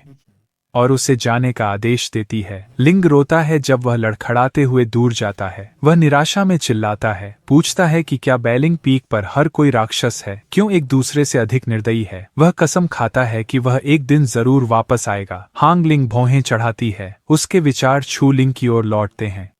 छू लिंग वापस क्यों आई? वह तय करती है कि उसे जाकर देखना चाहिए। कैद, किससे परवाह है कैद की? इस बीच बेलिंग पीक पर चू लिंग अभी भी लुइस के कमरे के बाहर घुटनों के बल बैठी है। उसका शरीर कांप रहा है। उसका पछतावा बहुत गहरा है। वह धीरे धीरे माफी मांगती रहती है, कहती है कि यह लिंग की गलती थी और लिंग गलत थी। उसकी आवाज कमजोर हो जाती है। भूख और प्यास के कारण उसकी ताकत आखिरकार जवाब दे देती है। वह दरवाजे के फ्रेम के सहारे गिर जाती है। टकराव से दरवाजा खुल जाता है। छू लिंग चिंतित होकर अंदर देखती है और अपने सीनियर भाई को पुकारती है, लेकिन जब वह कमरे में देखती है तो वह खाली है। उसका दिल बैठ जाता है। उसका चेहरा पीला पड़ जाता है जब वह सदमे में फुसफुसाती है। सीनियर भाई गायब है। अध्याय की शुरुआत होती है जब हांग लिंग छू लिंग से मिलने आती है। जब चू लिंग होंग लिंग को वहां खड़ा देखती है तो वह थोड़ी हैरान हो जाती है। होंग लिंग बहुत कठोर स्वर में कहती है, लुई पहले ही जा चुका है। तो तुम यहां अब भी घुटनों के बल क्यों बैठे हो? वह वापस नहीं आ रहा है। लेकिन चू लिंग अपराध बोध में डूबी हुई है। पछतावे के आंसू लगातार उसकी आंखों से गिर रहे हैं। वह हांग लिंग की ओर मुड़ती है और कहती है, भले ही युवा स्वामी अभी संप्रदाय में नहीं है, मैं यहां घुटनों पर बैठी रहूंगी जब तक वह वापस नहीं आते। हांग लिंग गुस्से में आ जाती है। वह चू लिंग का हाथ पकड़ती है और उसे उठाने की कोशिश करती है। कहती है, तुम्हें घुटनों पर बैठना बंद कर देना चाहिए और खड़ा होना चाहिए। हम महिला साधक हैं, हमारे पास भी गरिमा है। तुम खुद को इस तरह क्यों अपमानित कर रही हो? लेकिन चू लिंग होंग लिंग का हाथ झटक देती है और रोते हुए कहती है, बहन होंग लिंग, मैं गलत थी। मैंने एक बड़ी गलती की। मैंने युवा स्वामी को जहर दिया। यह सजा वही है जो मैं डिजर्व करती हूं। तभी मास्टर बाई आती है। जैसे ही वह आती है, वह छू लिंग से धीरे से कहती है, जो हुआ वह अब अतीत में है। अब से हमें नई शुरुआत करनी चाहिए। तुम्हें खुद को दोष देना बंद कर देना चाहिए। लेकिन छू लिंग अभी भी अतीत को नहीं भुला पा रही है। वह दृढ़ता से सिर हिलाती है और कहती है, एक स्वर्गीय कठोरता का जहर कभी पूरी तरह से साफ नहीं हो सकता। इसका एक हिस्सा हमेशा उसके शरीर में रहेगा। इसे ठीक करना बेहद मुश्किल है। जब होंग लिंग और मास्टर बाई यह सुनते हैं तो दोनों चौंक जाते हैं। होंग लिंग अविश्वास में पूछती है, आपका मतलब है स्वर्गीय विष अभी भी लुई के शरीर में है और यह हमेशा के लिए वहीं रहेगा? वह भ्रमित है। मास्टर बाई फिर से बोलते हैं, परफेक्ट रिटर्निंग ओरिजिन पिल का जिक्र करते हुए। जैसे ही छू लिंग उस पिल के बारे में सुनती है, उसका पछतावा और भी गहरा हो जाता है। उसकी आंखों से और आंसू गिरते हैं जब वह कहती है, तो इसका मतलब लुई ने जानबूझकर परफेक्ट रिटर्निंग ओरिजिन पिल नहीं लिया। यह स्वर्गीय कठोरता विष के भड़कने और उसकी शक्ति को खा जाने के कारण हुआ। यह सुनकर होंग लिंग की आंखें भी आंसुओं से भर जाती हैं। वह अपना सिर झुकाकर धीरे से माफी मांगती है, वरिष्ठ भाई, मुझे माफ कर दो। मास्टर बाई गहरी सांस लेते हुए कहते हैं, हम सब लुई के बारे में कितने गलत थे, लेकिन तुम अभी हो कहां? दृश्य बदलता है। दृश्य महान दाओ संप्रदाय के पीछे के पहाड़ों की ओर बदलता है। वहां लुई शांतिपूर्वक और शांति से साधना कर रहा है। उसका मन केवल आत्म सुधार पर केंद्रित है, महिलाओं पर नहीं। इस बार वह वही गलतियां नहीं करेगा। उसका एकमात्र ध्यान साधना पर है। सिस्टम के माध्यम से लुई 3 महिला पात्रों की निगरानी कर रहा है। सिस्टम कहता है, मास्टर, वे सभी आपके लौटने का इंतजार कर रही हैं। लुई ठंडे स्वर में जवाब देता है, उन्हें रहने दो, यहां शांति है, मैं यहां साधना करूंगा। अब मैंने समझ लिया है। महिलाएं एक के बाद एक मेरे मार्ग में बाधाएं हैं जो मुझे दांव तक पहुंचने से रोकती हैं। हमारा मुख्य पात्र अंततः सही मार्ग पर है, सीधा सादा, कोई ध्यान भटकाने वाली चीज नहीं। लेकिन सिस्टम बेचैन है और पूछता है, मास्टर यहां कितने समय तक रहने की योजना बना रहे हैं? लुई इसे अनदेखा कर देता है। उसके शरीर से सुनहरी ऊर्जा फूटती है और वह मुस्कुराते हुए कहता है, दिसंबर के शिष्य प्रतियोगिता शुरू होने से पहले मैं मूल कोर क्षेत्र की 13वीं परत तक पहुंच जाऊंगा और महान दांव खजाना मंडप में प्रवेश की योग्यता प्राप्त कर लूंगा। 3 महीने बाद 3 महीने बीत जाते हैं। शिष्य प्रतियोगिता शुरू होने वाली है। कई शिष्य अपनी तलवारों पर सवार होकर अखाड़े की ओर उड़ते हैं। कोई घोषणा करता है, सभी शिखरों के आदेश शिखर मास्टर 92वीं पीढ़ी के शिष्यों को महान दांव ट्रे छत लुई भी बेलन पीक की ओर उड़ता है। उसके चेहरे पर आत्मविश्वास भरा होता है, लेकिन अचानक वह रुक जाता है। उसकी नजरें 3 आकृतियों पर पड़ती हैं। वे और कोई नहीं बल्कि होंगलिंग, चूलिंग और मास्टर बाई हैं। लुई चुप हो जाता है। उसी क्षण चूलिंग मुड़ती है। उसकी नजरें लुई से मिलती हैं। युवा स्वामी, वह पुकारती है। लुई कोई प्रतिक्रिया नहीं देता। अचानक होंगलिंग उसकी ओर दौड़ती है और माफी मांगती है। वरिष्ठ भाई, मुझे माफ कर दो। चूलिंग भी माफी मांगने की कोशिश में दौड़ती है। मास्टर बाई आवाज लगाते हैं, लुई को रुकने के लिए कहते हैं। यह हलचल सबका ध्यान खींच लेती है। शिष्य हैरानी में फुसफुसाते हैं। यह क्या हो रहा है? 2 खूबसूरत महिलाएं एक ही समय में एक आदमी से माफी मांग रही हैं। ये बातें लुई को परेशान करती हैं। उसका चेहरा ठंडा हो जाता है और वह दृढ़ता से कहता है, दफा हो जाओ। शिष्य पूरी तरह से स्तब्ध हैं। उसने वास्तव में 3 देवियों को दफा होने के लिए कह दिया। लुई पूरी तरह से एक बदमाश की तरह दिखता है। होंगलिंग गुस्से में अपनी मुट्ठियां भींच लेती है। वह मुड़कर कहती है, अगर तुम मुझे जाना चाहते हो तो ठीक है, मैं चली जाऊंगी। वह चली जाती है। मास्टर बाई भी मुड़ जाते हैं, स्पष्ट रूप से नाराज। मैं थक गई हूं, इसलिए मैं जा रही हूं। वह विश्वास नहीं कर सकती कि लुई कितना साहसी हो गया है। केवल चूलिंग बची है। वह आगे बढ़ती है और धीरे से कहती है, युवा स्वामी, मैं। लेकिन इससे पहले कि वह पूरी कर सके, एक समूह शिष्य लुई के सामने घुटने टेकते हैं, गहराई से झुकते हैं। नायक, हमारे पीढ़ी के लिए एक आदर्श, कृपया हमारा झुकाव स्वीकार करें। वे अंततः समझ गए। महिलाओं को नजरअंदाज करो, आगे बढ़ो, कठिन परिश्रम करो। अचानक एक शक्तिशाली आवाज गूंजती है, सभी लोग अपनी जगह ले लो। यह सभी शिष्य अखाड़े की ओर बढ़ते हैं। एक और घोषणा होती है, अगले, कृपया उप संप्रदाय मास्टर का स्वागत करें। एक बूढ़ा आदमी अखाड़े में प्रवेश करता है, आधा गंजा, गोल चश्मा पहने हुए, पूरी तरह से अधिकार से भरा हुआ। वह दांव के बारे में अपना लंबा भाषण शुरू करता है। लुई आलस्य से जम्हाई लेता है और बड़बड़ाता है, यहां तक कि नौकरशाही का लहजा भी मेरे पिछले जीवन जैसा ही है। मुझे बाद में आना चाहिए था। अंत में उपसंप्रदाय मास्टर घोषणा करते हैं, प्रतियोगिता एकल उन्मूलन प्रारूप का पालन करती है। पूरी ताकत से लड़ो, कायर मत बनो। मैं 82वें शिष्य प्रतियोगिता की आधिकारिक शुरुआत की घोषणा करता हूं। लड़ाइयां शुरू होती हैं।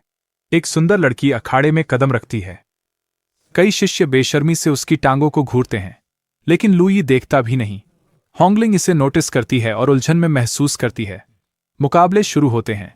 होंगलिंग अपने प्रतिद्वंद्वी को एक ही किक से हरा देती है, उसे मंच से बाहर उड़ा देती है। उपसंप्रदाय मास्टर उसकी जीत की घोषणा करते हैं। अगला, चूलिंग की बारी। मंच पर कदम रखने से पहले वह लुई के पास आती है और कहती है, युवा स्वामी, मैंने ग्रेट दाव संप्रदाय में शामिल हो गई हूं।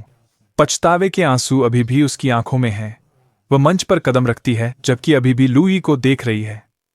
शिष्य उसकी सुंदरता की प्रशंसा करते हैं। उसका प्रतिद्वंद्वी उसका मजाक उड़ाता है, छोटी बहन, तुमने पहले ही खुद को काफी शर्मिंदा कर लिया है, क्यों खुद को बार बार उसके सामने डाल रही हो? चूलिंग का चेहरा कठोर हो जाता है। वह दृढ़ता से जवाब देती है, आपकी चिंता के लिए धन्यवाद सीनियर सिस्टर। मेरे लिए यंग मास्टर का अस्तित्व स्वयं दांव से अधिक महत्वपूर्ण है। प्रतिद्वंद्वी गुस्से में फट पड़ती है, बकवास, मैं तुम्हें तब तक मारूंगी जब तक तुम होश में नहीं आ जाती। इस भाग की शुरुआत चूलिंग के एक अन्य महिला शिष्य के साथ अखाड़े में लड़ाई से होती है। दोनों जोरदार टकरा रहे हैं जबकि आसपास के शिष्य जोर जोर से चीयर कर रहे हैं। दोनों पक्षों के समर्थक हैं, लेकिन विशेष रूप से कई शिष्य दूसरी महिला शिष्य के लिए चिल्ला रहे हैं, उसे सबक सिखाओ, उसे उसकी जगह दिखाओ। दूसरी ओर सीनियर सिस्टर होंगलिंग चुपचाप लू की ओर देख रही हैं। वह अपने आप से सोचने लगती है, हालांकि यह लू थोड़ा हैंडसम है, ग्रेट दाव संप्रदाय में उससे अधिक हैंडसम 10 से कम पुरुष नहीं है, तो आखिर यह छोटी लड़की उस पर इतनी गहराई से कैसे फिदा हो गई? यह वास्तव में चौंकाने वाला है। इस बीच महिला शिष्य अपनी तकनीक सक्रिय करती है। उसके चारों ओर आध्यात्मिक ऊर्जा उमड़ती है और कई क्लोन प्रकट होते हैं जो चारों ओर से चूलिंग को घेर लेते हैं। वह चूलिंग को पीछे धकेलने लगती है। छोटी बहन, अगर तुम जल्दी नहीं जागी तो मुझे दोष मत देना अगर मैं तुम्हें गलती से चोट पहुंचा दूं तुम्हारी बड़ी बहन के रूप में। लेकिन अचानक चूलिंग की आंखें तेज हो जाती हैं। अगले ही पल वह अपनी तकनीक का उपयोग करती है। एक तेज गति में वह कई क्लोन को पल भर में नष्ट कर देती है। उसकी तलवार बिजली की तरह चलती है, तुरंत ही भ्रमों को काट देती है। किसी के प्रतिक्रिया करने से पहले वह महिला शिष्य के सामने प्रकट होती है, उसकी तलवार उसकी गर्दन से कुछ इंच दूर रुकते हुए। पूरा अखाड़ा शांत हो जाता है। महिला शिष्य के चेहरे पर स्पष्ट रूप से डर दिखाई देता है। चूलिंग शांतिपूर्वक कहती है, आपकी चिंता के लिए धन्यवाद, सीनियर सिस्टर। फिर वह धीरे धीरे अपनी तलवार वापस लेती है और विनम्रता से जोड़ती है, मैं आपकी हार स्वीकार करती हूँ। और इसी तरह ब्लेजिंग पीक की चूलिंग जीत जाती है। उसके चेहरे पर एक उज्ज्वल चमक दिखाई देती है जब वह मुस्कान के साथ लू की ओर मुड़ती है। यंग मास्टर, मैंने जीत लिया। लेकिन लू कोई प्रतिक्रिया नहीं देता। सभी शिष्य उसकी ओर देखने लगते हैं। वह अभी भी नहीं पिघला है। उसे पता है कि उसे क्या करना है। वह लड़कियों से विचलित होने की योजना नहीं बनाता। बिना पीछे देखे वह मंच की ओर बढ़ता है, क्योंकि अगला मुकाबला उसका है। उसके रवैये से हर कोई हैरान है। शिष्य आपस में फुसफुसाने लगते हैं। वह बिल्कुल भी जेड की कद्र करना और खुशबू की दया करना नहीं जानता। जल्द ही अगला मुकाबला घोषित होता है। लू बनाम गुचिंग। बड़ी संख्या में शिष्य गुचिंग के लिए जयकार करते हैं, उसे शुभकामनाएं देते हैं। वे चाहते हैं कि वह लू को हरा दे। वे आशा करते हैं कि वह लू के निर्दयी रवैये को कुचल देगा और उसे एक सही सबक सिखाएगा, ताकि जूनियर सिस्टर आखिरकार देख सके कि वह वास्तव में किस तरह का कचरा है। लू गंभीरता से गुचिंग को देखता है और सोचता है, मुझे इस नाम की कोई याद नहीं है। बिना समय बर्बाद किए गुचिंग आगे बढ़ता है और जोर से घोषणा करता है, आज मैं सबकी ओर से तुम्हें सबक सिखाऊंगा। लेकिन लू का चेहरा ठंडा हो जाता है। वह अपनी ओर आते हमले को देखता है। वह अपनी मुट्ठी कस लेता है। आध्यात्मिक ऊर्जा तुरंत इकट्ठा होती है, एक आध्यात्मिक मुट्ठी बनाती है। धड़ाम, एक घूंसे से वह गुचिंग की तलवार को चकनाचूर कर देता है। प्रभाव से गुचिंग मंच से उड़ जाता है। खामोशी। फिर लू शांतिपूर्वक कहता है, मैं तुम्हारी हार स्वीकार करता हूं। ऊपर से देख रहे पुराने गुरु हल्के से मुस्कुराते हैं। इस पीढ़ी ने कुछ उत्कृष्ट प्रतिभाएं पैदा की हैं। एक और बुजुर्ग सिर हिलाते हैं। वास्तव में ब्लेजिंग पीक के लोग विशेष रूप से उत्कृष्ट हैं। बूढ़ा आदमी जारी रखता है, संप्रदाय नेता होंगलिंग और चूलिंग। मुझे उम्मीद नहीं थी कि जूनियर सिस्टर बाई न केवल खुद साधना में निपुण हैं, बल्कि शिष्यों को सिखाने में भी इतनी सक्षम हैं। वे निश्चित रूप से उत्कृष्ट हैं, लेकिन उनकी भावनाएं भी बहुत प्रबल हैं। अगर वे दो लड़कियां प्रेम में पड़ जाती हैं, तो हो सकता है कि उनके पास प्रतिस्पर्धा करने का मन न हो। फिर उनकी नज़र वरिष्ठ भाई की ओर जाती है। अगर ऐसा ही चलता रहा तो मुझे डर है कि मेरा महान दाव संप्रदाय ईर्ष्या संघ संप्रदाय में बदल जाएगा। इसके बाद कई लड़ाइयां होती हैं। हर राउंड में वही 3 पात्र जीतते रहते हैं। चूलिंग आसानी से आगे बढ़ती है। होंगलिंग भी आगे बढ़ती है। अगला मुकाबला ब्लेजिंग पीक के लू बनाम वनदाओ पीक के ली जिमिंग। ली जिमिंग अपनी तकनीक सक्रिय करते हैं और अपने चारों ओर एक कछुआ आत्मा ढाल बनाते हैं। रक्षात्मक शक्ति अत्यधिक मजबूत है। वह इसे और मजबूत करते हैं, इसे और भी मोटा बनाते हैं। लेकिन लू तुरंत आगे बढ़ता है। बिना किसी हिचकिचाहट के वह ढाल पर एक मुक्का मारता है। दरार। भयानक ताकत से वह रक्षा को पूरी तरह से चकनाचूर कर देता है। ली जिमिंग स्तब्ध है, क्योंकि उसकी शक्तिशाली ढाल कांच की तरह टूट जाती है। वह भारी गिरता है। यह विश्वास नहीं कर पाता कि उसकी रक्षा इतनी आसानी से नष्ट हो गई। उसे हराने के बाद लू शांतिपूर्वक कहता है, धन्यवाद। अब लू धीरे धीरे राउंड्स में ऊपर बढ़ता है। उसका अगला प्रतिद्वंद्वी है होंगलिंग। होंगलिंग उसे ध्यान से देखता है। वह पहले से जानती है कि वह उसका मुकाबला नहीं कर सकती। मुझे पता है कि मैं तुम्हें हरा नहीं सकती, वह कहती है, लेकिन पहले एक बात पर सहमत हो जाएं। चेहरे पर कोई मार नहीं। शायद वह कोई चाल चलने की योजना बना रही है। वह पहले से ही समझ चुकी है कि वह सामान्य रूप से नहीं जीत सकती। लू हल्का सा मुस्कुराता है। तुमने वास्तव में मुझे याद दिलाया। अगले ही सेकंड बम। उसकी आध्यात्मिक मुट्ठी सीधे होंगलिंग के चेहरे पर लगती है। वह पूरी तरह से चौंक जाती है। उसकी गति उसकी उम्मीदों से कहीं अधिक है। मुकाबला लगभग तुरंत ही खत्म हो जाता है। तुमने कहा था चेहरे पर नहीं मारना, वह गुस्से में चिल्लाती है। अब होंगलिंग अपनी तकनीक सक्रिय करती है। उसके शरीर से सुनहरी ऊर्जा फूट पड़ती है। तो कृपया मुझे ज्ञान दें, सीनियर ब्रदर। वह अपनी निडर दिव्य मुट्ठी का उपयोग करती है। लू आराम से अपनी मुट्ठी उठाता है। कोई तनाव नहीं, कोई जोरदार हरकत नहीं, बस उसके हाथ का एक साधारण विस्तार। उसके हाथ से लाल आध्यात्मिक ऊर्जा बहती है। जब उसकी दिव्य मुट्ठी उसकी मुट्ठी से टकराती है तो उसका हमला तुरंत टूट जाता है। हल्के से धक्का देकर लू उसे पीछे की ओर उड़ाता है। वह मंच पर गिर जाती है। पराजित। वह उसके पास से गुजरता है, फिर अचानक रुक जाता है। कोई जोर से टिप्पणी करता है, गुडरिड। हे भगवान, क्या यह लू महिलाओं को पसंद नहीं करता? भाई, एक और शिष्य बड़बड़ाता है, वह पिछड़ा नहीं है, वह सीधा है। अब वह केवल आगे देखता है। होंगलिंग, एक नाराज बिल्ली के बच्चे की तरह, हार मानने से इनकार करती है।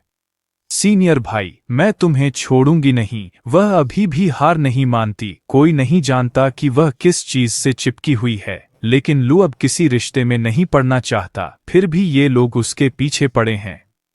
दो शिष्य जो वास्तव में उसके प्रशंसक हैं, फुसफुसाते हैं। अगर वास्तव में ऐसा है तो लू काफी दयनीय है। क्या हमने उसे गलत समझा? दूसरा सिर हिलाता है। बाहर अकेले लड़कों को खुद की अच्छी तरह से रक्षा करनी चाहिए। फिर पांचवां दौर शुरू होता है। इस बार लू का सामना लिंग्युशुआंग से होता है। वे मंच पर एक दूसरे के सामने खड़े होते हैं। लिंग्यू शांतिपूर्वक कहता है, मैंने पहले ही अपनी कमियों को पूरा कर लिया है, लेकिन ऐसा लगता है कि मैं अभी भी तुम्हारा मुकाबला नहीं कर सकता। लू जवाब देता है, शर्म को जानकर फिर बहादुर बनना, लगातार प्रगति करना, यही साधना का मार्ग है। लिंग्यू अपनी आंखें संकुचित करता है। तुम एक तर्कहीन व्यक्ति नहीं हो, तो फिर अपनी जूनियर बहनों के प्रति इतने क्रूर और निर्दयी क्यों हो? लू जवाब नहीं देता। वह अपना हाथ उठाता है और इशारा करता है, आओ, ऐसा कि नी या साकनी ना का। क्यों तुम्हें यह जानने की जरूरत नहीं है, बस अपनी चाल चलो। लिंग्यू गुस्से में आ जाता है। वह अपनी तकनीक सक्रिय करता है और लू की ओर अनगिनत वार भेजता है। और इस विस्फोटक टकराव के शुरू होने के साथ यह हिस्सा शुरू होता है जब लुई धीरे धीरे अपने दाहिने हाथ की 2 उंगलियां उठाता है। अगले ही पल उसकी उंगलियों के बीच एक जलती हुई लाल तलवार का इरादा संकुचित होता है, जो जलते हुए खून की तरह चमकता है। उसके चारों ओर की हवा कांपने लगती है। बिना किसी हिचकिचाहट के वह आगे की ओर वार करता है। उसकी तलवार की भावना उसके प्रतिद्वंद्वी के हमले से टकराती है और उसे आसानी से नष्ट कर देती है। इतना ही नहीं, लुई शांतिपूर्वक आगे बढ़ता रहता है, जैसे उसे कुछ भी रोक नहीं सकता। उसका प्रतिद्वंद्वी अब स्पष्ट रूप से लुई की जबरदस्त शक्ति को महसूस करता है। डर उसके दिल में समा जाता है। उसकी पकड़ कस जाती है, लेकिन उसका आत्मविश्वास पहले ही चला गया है। लुई हल्का सा मुस्कुराता है और कहता है, सीनियर ब्रदर लिंग्यू, क्या आप अब भी जारी रखना चाहते हैं? उसके चेहरे पर हल्की सी मुस्कान आती है, आत्मविश्वास से भरी, लगभग चिढ़ाने वाली। अगले ही क्षण लिंग्यू की तलवार उसके हाथ से फिसलकर मंच पर जोर से गिरती है। मैं हार मानता हूं, वह अपना सिर झुकाता है, अपनी हार को खुलेआम स्वीकार करते हुए। लुई अपने हाथों को सामने जोड़कर सम्मानपूर्वक अभिवादन करता है। मुझे जीतने देने के लिए धन्यवाद। पूरा अखाड़ा शांत हो जाता है। सभी उपस्थित बुजुर्ग पूरी तरह से चौंक गए हैं। एक बुजुर्ग अचानक चिल्लाते हैं, जूनियर सिस्टर बाई तो विशेष रूप से तलवार साधक भी नहीं है। लुई जैसे तलवार प्रतिभा को मुझे सिखाना चाहिए, यही सबसे उपयुक्त व्यवस्था है। लेकिन तुरंत ही एक और बुजुर्ग आगे बढ़ते हैं और गुस्से में बाधा डालते हैं, बकवास, तुम मुझे भी हरा नहीं सकते।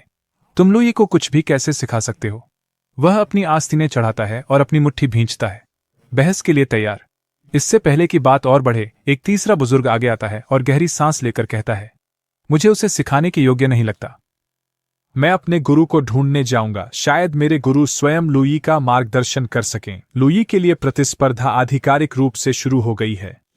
तभी मास्टर बाई आगे आते हैं। सीनियर ब्रदर्स, लुई मेरा शिष्य है।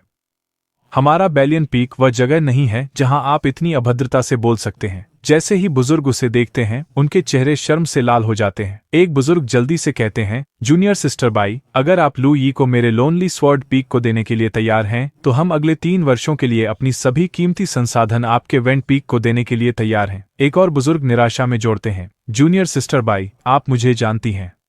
मेरी छुपी हुई तलवार स्वर्ग की शास्त्र एक शीर्ष स्तर के उत्तराधिकारी की प्रतीक्षा कर रही है। अगर आप उसे मेरी छुपी हुई तलवार छोटी को नहीं देते, तो हमारी वंशावली समाप्त हो जाएगी। मैं आपको अपनी 20 साल की सार देने के लिए तैयार हूं। लेकिन मास्टर बाई दृढ़ता से अपना सिर हिलाती है। कोई रास्ता नहीं। लुई को आप में से किसी को देना बिल्कुल असंभव है। बातचीत की कोई गुंजाइश नहीं है। लुई सब कुछ सुनता है। वह सोचने लगता है, क्या मास्टर बाई को डर नहीं है कि मैं उसे धोखा दे सकता हूं और पूर्वज की प्रतिष्ठा को नष्ट कर सकता हूं? वह मुझे इतनी दृढ़ता से भेजने से इनकार क्यों कर रही है? अचानक आकाश से एक शक्तिशाली आवाज गूंजती है, मार्शल भतीजी बाई, मैं इस लुई को ले जा रहा हूं। सभी स्तब्ध हो जाते हैं। मास्टर बाई हैरानी से ऊपर देखती हैं। सभी बुजुर्ग अपने सिर उठाते हैं। आकाश में काले वस्त्रों में एक आकृति खड़ी है, पीठ पर तलवार। उसका आभामंडल विशाल और प्रभावशाली है। यह सम्माननीय बैटल स्वॉर्ड मास्टर हैं। वह हवा में खड़े हैं, एक ठंडा गंभीर भाव नीचे सभी को देखते हुए। जैसे ही बुजुर्ग उन्हें देखते हैं वे तुरंत झुक जाते हैं। नमस्ते मार्शल अंकल बैटल स्वॉर्ड। सभी शिष्य भी घुटनों के बल गिर जाते हैं, जिसमें लुई भी शामिल है। लुई मन ही मन सोचता है, तो ताओ इंट्रोगेशन रियल्म का एक सर्वोच्च बुजुर्ग भी शिष्यों को छीनने आया है। लेकिन फिर बैटल स्वॉर्ड मास्टर के पीछे एक और शक्तिशाली बुजुर्ग प्रकट होता है। जूनियर ब्रदर बैटल स्वॉर्ड, मुझे लगता है कि लुई मेरी तलवार ताओ के लिए अधिक उपयुक्त है। इससे पहले कि कोई प्रतिक्रिया कर सके, एक और भयानक बुजुर्ग आ जाता है। सीनियर ब्रदर ताओ, मुझे लगता है कि लुई स्पष्ट रूप से मेरी तलवार ताओ विरासत के लिए अधिक उपयुक्त है। अब कई सम्माननीय स्तर के बुजुर्ग उसके लिए लड़ रहे हैं। मास्टर बाई पूरी तरह से हिल गई हैं। उनका दिल तेजी से धड़क रहा है। संप्रदाय के नियमों के अनुसार बुजुर्ग केवल तब शिष्यों को चुन सकते हैं जब वे पहली बार संप्रदाय में प्रवेश करते हैं। बाद में किसी को छीनना परंपरा के खिलाफ है। वह जल्दी से बोलती है, मार्शल अंकल्स, स्थापित नियमों के अनुसार कोई केवल तभी शिष्यों को चुन सकता है जब वे पहली बार संप्रदाय में प्रवेश करते हैं।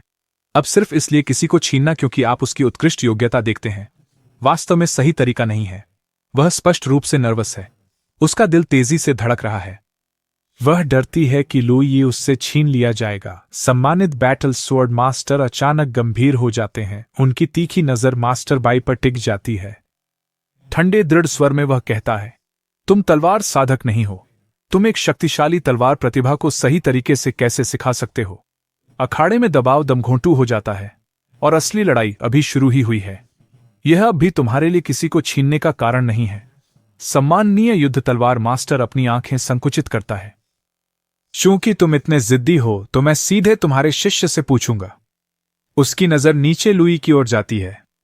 लुई, मैं तुमसे अब पूछता हूं, क्या तुम बाइलियन पीक छोड़कर किसी अन्य तलवार साधना वंश के अधीन झुकने के लिए तैयार हो? पूरा अखाड़ा शांत हो जाता है।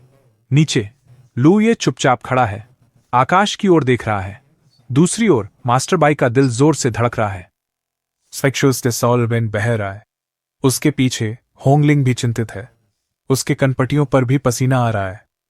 वह अपने आप से सोचती है, लुई, अगर तुम सच में जाना चाहते हो तो क्या इसका मतलब है कि अब से हमारा कोई संबंध नहीं रहेगा? वह मानती है कि वह शायद रुकेगा, लेकिन यह गलतफहमी टूटने वाली है और उसके दिल के गहरे कोने में एक अजीब सी जलन शुरू हो जाती है। आखिरकार अपने पिछले जीवन में उसने और लुई ने अनगिनत अंतरंग युगल साधना सत्र साझा किए थे। उनका संबंध सतही नहीं था। इस बीच लुई अंदर ही अंदर हंस रहा है। उसके चेहरे पर एक शैतानी मुस्कान उभरती है। वह दोनों हाथों को आदरपूर्वक जोड़ता है और जोर से चिल्लाता है, बिल्कुल, मैं तैयार हूं। जैसे ही प्रतिष्ठित तलवार मास्टर यह सुनता है, वह हंस पड़ता है। अच्छा, चूंकि आपको कोई आपत्ति नहीं है, मैं तुरंत संप्रदाय प्रमुख को रिपोर्ट करूंगा और उन्हें व्यक्तिगत रूप से निर्णय लेने दूंगा। अभी ऐसा लगता है जैसे उसने कोयले की खदान में हीरा खोज लिया हो। एक सच्चा प्रतिभाशाली। तीनों आदरणीय गुरु तुरंत उच्च गति से संप्रदाय प्रमुख से मिलने के लिए रवाना होते हैं। नीचे लुई शांतिपूर्वक देखता है। इस बीच छोटे बुजुर्ग जो उसे भर्ती करने की उम्मीद कर रहे थे, घबरा जाते हैं। चलो, शायद हम अभी भी कुछ बचा हुआ उठा सकते हैं। वे भी जल्दी से दौड़ पड़ते हैं। दूसरी ओर मास्टर बाई का चेहरा उतर जाता है। चाहे वह कितनी भी खूबसूरत क्यों न दिखे, इससे क्या फर्क पड़ता है? भविष्य का सबसे शक्तिशाली तलवार प्रतिभा हमेशा छोटे तालाबों में अपना समय बर्बाद नहीं करेगा। उसके पीछे होंगलिंग घबराकर पूछती है, मास्टर, हमें क्या करना चाहिए अगर? मास्टर बाई ठंडे स्वर में जवाब देते हैं, मेरे रहते कोई उसे छीन नहीं सकता। फिर वह निर्णायक रूप से मुड़ती है। कौन किससे डरता है? अगर वे संप्रदाय के मास्टर को ढूंढने जा रहे हैं तो मैं भी जाऊंगी। और वह तेजी से महान ताओ हॉल की ओर बढ़ जाती है। तभी अखाड़े से एक आवाज गूंजती है, तुम अभी भी वहां क्यों खड़े हो? प्रतियोगिता समाप्त नहीं हुई है, जारी रखें। इस घोषणा के साथ एक नई लड़की मंच पर आती है। वह बेहद सुंदर है लेकिन अपरिचित। उद्घोषक घोषणा करता है, सेमीफाइनल, दूसरा मैच, चू लिंग बनाम सीनियर सिस्टर रोंग हुआरोंग। शिष्य उत्सुकता से फुसफुसाते हैं। यह दो सुंदरियों के बीच की द्वंद्व युद्ध है। हथेली और हाथ की पीठ दोनों ही अनमोल हैं। सच में वे गलत नहीं हैं। यह कल्पना करना कठिन है कि जब वे लड़ेंगे तो यह कितना शानदार लगेगा। चूलिंग मंच पर कदम रखती है और विनम्रता से अभिवादन करती है। सीनियर सिस्टर, कृपया पहला कदम उठाएं। दृश्य बदलता है। द ग्रेट दाओ हॉल, एक विशाल महल, संप्रदाय का केंद्र। बाहर से भी आवाजें सुनी जा सकती हैं। संप्रदाय प्रमुख, आपको मेरे लिए एक निर्णय लेना होगा, अन्यथा मेरी अकेली तलवार वंशावली वास्तव में समाप्त हो जाएगी। एक और बुजुर्ग जल्दी से कहते हैं। संप्रदाय प्रमुख, मैं एक अच्छे तलवार के बीज को बाइलियान पीक की रेत में दफन होते हुए नहीं देख सकता। हॉल के अंदर एक भव्य आकृति एक महान सिंहासन पर बैठी है। उनके नीचे आदरणीय बुजुर्ग सम्मानपूर्वक झुकते हैं। उनके पीछे मास्टर बाई खड़े हैं।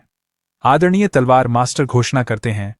संप्रदाय प्रमुख, यदि आवश्यक हो तो मैं आपको प्रणाम करूंगा। फिर हम अंततः महान दाव संप्रदाय प्रमुख लुचुंग फेंग को देखते हैं। वह अपना हाथ उठाते हैं और ठंडे स्वर में कहते हैं, बस ये तुम सब अपने मुंह बंद करो। तुरंत चुप्पी। जी, सेक्ट मास्टर। वह मास्टर बाई की ओर अपनी तीखी नजर घुमाते हैं। जूनियर सिस्टर बाई, एक पल के लिए वह गंभीर दिखते हैं, लेकिन अगले ही क्षण उनका भाव पूरी तरह बदल जाता है। वह तुरंत नरम हो जाते हैं, जैसे कोई बिल्ली प्यारी बनने की कोशिश कर रही हो। मैंने तुम्हें 1 साल से नहीं देखा है। तुम और भी खूबसूरत होती जा रही हो। वाह। तो यहां तक कि संप्रदाय के गुरु भी एक सुंदर महिला के सामने असहाय हैं। आदरणीय बुजुर्ग स्तब्ध हैं, उनके चेहरे अविश्वास में ढह जाते हैं। इस बीच मास्टर बाई धीरे से मुस्कुराती हैं। उनकी आंखों के नीचे हल्की लाली आ जाती है। यह भाग शुरू होता है और मास्टर बाई संप्रदाय के मास्टर का अभिवादन करते हैं। और मास्टर बाई को देखकर विकृत संप्रदाय प्रमुख कहते हैं, मैंने कहा था तुम मुझे सीनियर ब्रदर कह सकते हो। मुझे संप्रदाय प्रमुख कहने की जरूरत नहीं है। लेकिन मास्टर बाई कहते हैं, संप्रदाय के नियम गलत नहीं हो सकते। शिष्टाचार समाप्त नहीं किया जा सकता। फिर दूसरी ओर से विकृत संप्रदाय प्रमुख कहते हैं, ठीक है, ठीक है, मुझे संप्रदाय प्रमुख कहना भी ठीक है। जूनियर सिस्टर बाई, इस मामले के बारे में तुम्हारा क्या विचार है? फिर मास्टर बाई आगे से कहती हैं, मैं बिल्कुल भी लुई को बाइलियान पीक छोड़ने की अनुमति नहीं दूंगी। यह न तो संप्रदाय के नियमों के अनुरूप है और न ही शिष्टाचार के। उसकी बात सुनकर एक मार्शल अंकल कहते हैं, बाई युनलान, तुम एक मंत्र साधक हो। शिष्यों को गलत राह पर मत ले जाओ। फिर मास्टर बाई मुस्कुराते हुए कहते हैं, मंत्र मैं सिखा सकती हूं, तलवार भी मैं सिखा सकती हूं। यदि तीनों मार्शल अंकल मुझ पर विश्वास नहीं करते तो संप्रदाय प्रमुख मुझे तीनों मार्शल अंकल के खिलाफ एक छोटी लड़ाई लड़ने की अनुमति दे सकते हैं। अगर मैं जीतता हूं तो लुई बाई यान पीक का व्यक्ति होगा। उसकी बात सुनकर एक मार्शल अंकल उसकी ओर देखता है और कहता है, अच्छा अच्छा, यह मार्शल अंकल भी तुम्हें परेशान नहीं करेगा। मैं अपनी खुद की साधना को सील कर दूंगा और तुम्हारे साथ तलवार से उसी शून्य परिष्करण क्षेत्र में लड़ूंगा। अगर तुम हार गए तो फिर लुई को खुद चुनने दो। इस माकी मैथ्यास और मास्टर बाई भी तैयार हो जाती हैं। फिर वह जल्दी से अखाड़े की ओर बढ़ने लगती हैं और कहती हैं, मैं बिल्कुल नहीं हारूंगी। अगर तुम लुई को चाहते हो तो आकाश में आकर मुझसे लड़ो। उसके पीछे मार्शल अंकल भी जाने लगते हैं और कहते हैं, ठीक है। एक उत्तराधिकारी के लिए यह बूढ़ा आदमी छोटे को धमकाने की बदनामी सहने से नहीं डरता। और दूसरी तरफ विकृत संप्रदाय के मास्टर बाई को रोकने के लिए कहते हैं, लेकिन वह पहले ही जा चुकी है।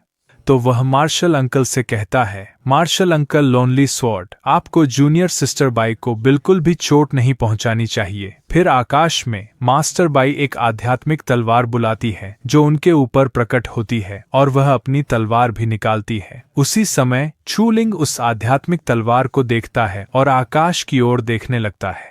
फिर वह कहती है, दिव्य तलवार मास्टर ने अपनी चाल चल दी है। और जैसे ही मार्शल अंकल मास्टर बाई की शक्ति देखते हैं वह पूरी तरह से चौंक जाते हैं और कहते हैं, जूनियर सिस्टर बाई, यह कैसे संभव है? फिर वह कहती है, मार्शल अंकल सावधान रहें। फिर वह अपनी उंगली नीचे करती है और इसके कारण उसकी दिव्य तलवार भी नीचे की ओर आने लगती है।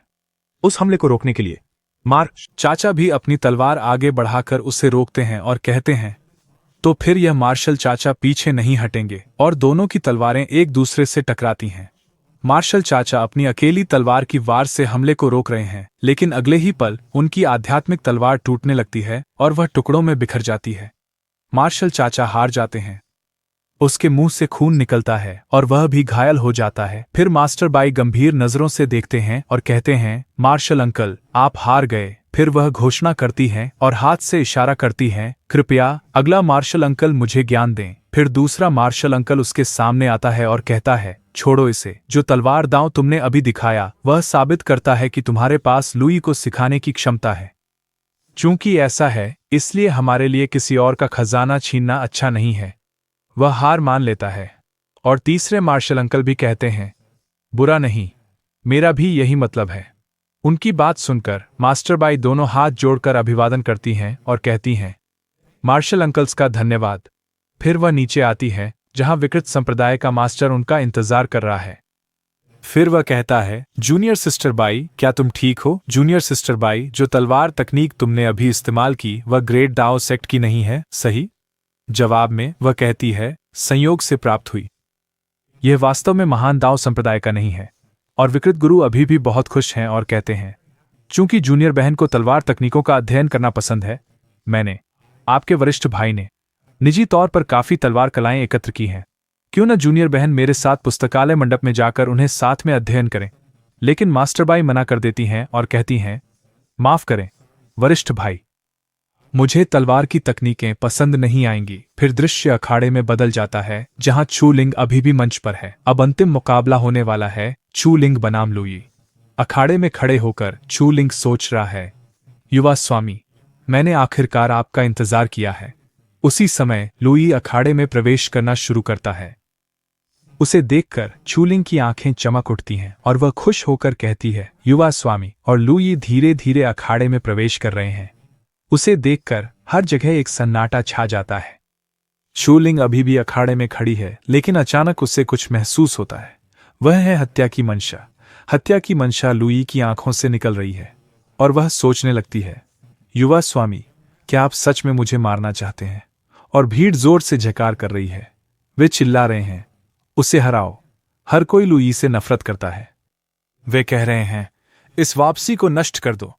मुझे लंबे समय से लुई खटक रहा है। फिर अचानक चू लिंग घुटनों के बल गिर जाती है और कहती है, युवा स्वामी, कर दो। वह मरने के लिए तैयार हो जाती है, लेकिन लुई उसे नफरत भरी नजरों से देख रहा है। वह चुप रहता है। और जब शिष्य देखते हैं कि चू लिंग पहले ही घुटनों के बल बैठ गई है, तो हर कोई चौंक जाता है। वे कहते हैं, ऐसा क्यों है? उसने लुई से कितने पैसे लिए? एक और कहता है, क्या यह महिला पागल है? वह मुझसे 1000 गुना ज्यादा समर्पित है। फिर अंत में लुई कहता है, तुम और मैं फिलहाल कोई लगाव नहीं रखते। मैं तुम्हें नहीं मारूंगा, मुझसे दूर रहो, ठीक है? आदमी जानता है कि उसे क्या करना है, महिलाओं से दूर रहना है।